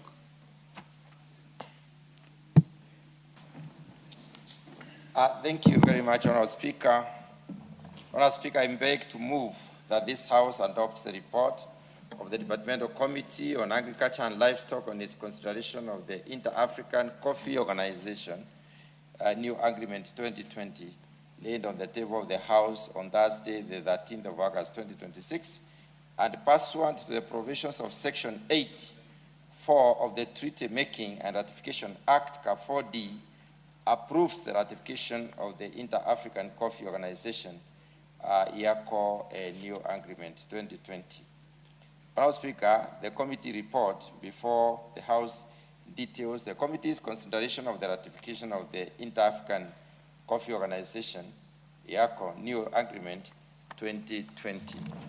Honourable Speaker, by way of background, Honourable Speaker, I wish to summarize. By way of background, Honourable Speaker, the establishment of IACO, or Inter-African Agreement, or Inter-African Coffee Organization, was established on 7th of December 1960 with Kenya as a founding member. It was created basically to unite African coffee producing countries, to coordinate coffee marketing, to address production and trade challenges, and to promote sustainable growth of African coffee sector. Honourable Speaker, why then do we have the new agreement? The new agreement, Honourable Speaker, is coming in because the original framework had become outdated due to the following reasons. One, the coffee industry has shifted from government-controlled systems to private sector-led markets. The second reason is that Africa now seeks to capitalize on opportunities under the African Continental Free Trade Area, which is the marketing provision within Africa. And the other issue, the other reason, Honourable Speaker, is that the old agreement excludes coffee consuming African countries as part of the market for coffee. It also, finally, it also provides no formal role for private sector actors. That is the former agreement. So consequently, IACO members adopted the new agreement during the 60th General Assembly in November 2020, replacing the 1960 agreement entirely. Mr. Speaker, the importance of coffee in this country cannot be underrated. The committee notes that coffee remains one of the most important crops in the country, and the key statistics do indicate that it supports approximately 5 million households in this country, and Kenya has 556 coffee cooperative societies, processing coffee or managing coffee at one stage or the other in the value chain. We have 32 large coffee estates in this country. And during the 2020-2021 crop year, we earned 382 hectares under coffee, and 44,898 metric tons of clean coffee was produced, and 30,811 metric tons of coffee came from the smallholders, and 14,108 metric tons of coffee came from the large-scale estates. Honourable Speaker, mainly Kenya produces what is called Arabica coffee. There are challenges that are facing Africa's coffee sector, and the committee noted the following challenges, Honourable Speaker. One of them is heavy dependence on exporting raw coffee. There is a dependency on exporting raw coffee. The other one is Africa imports large quantities of processed coffee despite being the main producer of coffee. The other issue, Honourable Speaker, is that we have high global price volatility within the coffee sector. There is low farmer incomes in the coffee growing areas or coffee producers. There are technological inefficiencies that are also noted, and declining competitiveness within the coffee industry. There is abandonment of coffee farming, especially by the Kenyan farmers who left coffee and decided even to grow maize and beans. And there is also the shrinking of African share of the global coffee export. So in view of these challenges, Honourable Speaker, then came this particular agreement, which has several key areas of focus. So the major changes that have been introduced by this particular IACO agreement or new agreement include expanded membership. One of them is the membership currently within this particular provision includes coffee producing countries, coffee consuming and importing African countries, and greater participation of the private sector stakeholders. There is also new governance structure that has been brought about by this agreement, whereby the agreement establishes 7 organs. One of them is the General Assembly, then the General Secretariat, Financial and Administrative Committee, Economic and Development Committee, Private Sector Consultative Group, African Coffee Research Network, and African Coffee Development Fund. Now, the third issue that comes in with this agreement, Madam Speaker, is the fact that the issue of African Coffee Development Fund, which is a dedicated financing mechanism to basically finance value-adding projects, also to support infrastructure, to provide technical assistance, and also to improve access to affordable financing. The fourth issue that is coming in with this particular agreement is the private sector integration. And private sector actors, who are the producers, processors, millers, exporters, roasters, buyers, and financial institutions, are formally incorporated into the continental coffee governance structure through the private sector consultative group. The fifth issue that is different from the original agreement is the issue of research collaboration, whereby the African Coffee Research Network will basically coordinate research institutions, also promote innovations, and share scientific knowledge across Africa. Madam Speaker, the other key issue is the provision of the key issue to note are the main provisions of this particular agreement. This agreement provides for the annual General Assembly meetings, which were not probably provided in the other agreement. Also, strategic 5-year action planning and action plans. It also provides for voting rights based on export or imports. It provides for mandatory member contributions, provides for independent financial audits. It also provides for suspension of voting rights for non-payment paying members. It also provides for arbitration of disputes. It also provides for no reservation to the agreement. There are no reservations within this particular agreement. There is also withdrawal only after 1 year's written notice. You cannot withdraw any time, and the amendments requiring a two-thirds majority of the votes. Madam Speaker, there are policy implications for Kenya that are articulated in this particular agreement. And I wish to report that the committee found or articulated the fact that it will promote Africa Free Trade Area, which basically will expand intra-Africa coffee trade, and Kenya is one of the partners, encourage local processing, increase African coffee consumption through the campaign, Drink African Coffee, Build Africa's Economy. Drink African Coffee, Build Africa's Economy. The second issue is the issue of addressing sector challenges, whereby the committee notes Kenya will benefit from improved regional cooperation, promotion of technology transfer, support to the value chain of coffee, and creation of better financing mechanisms. The third issue that the committee notes as important, or rather having implications to Kenya, is the legal and the fiscal impact, whereby we have full compliance.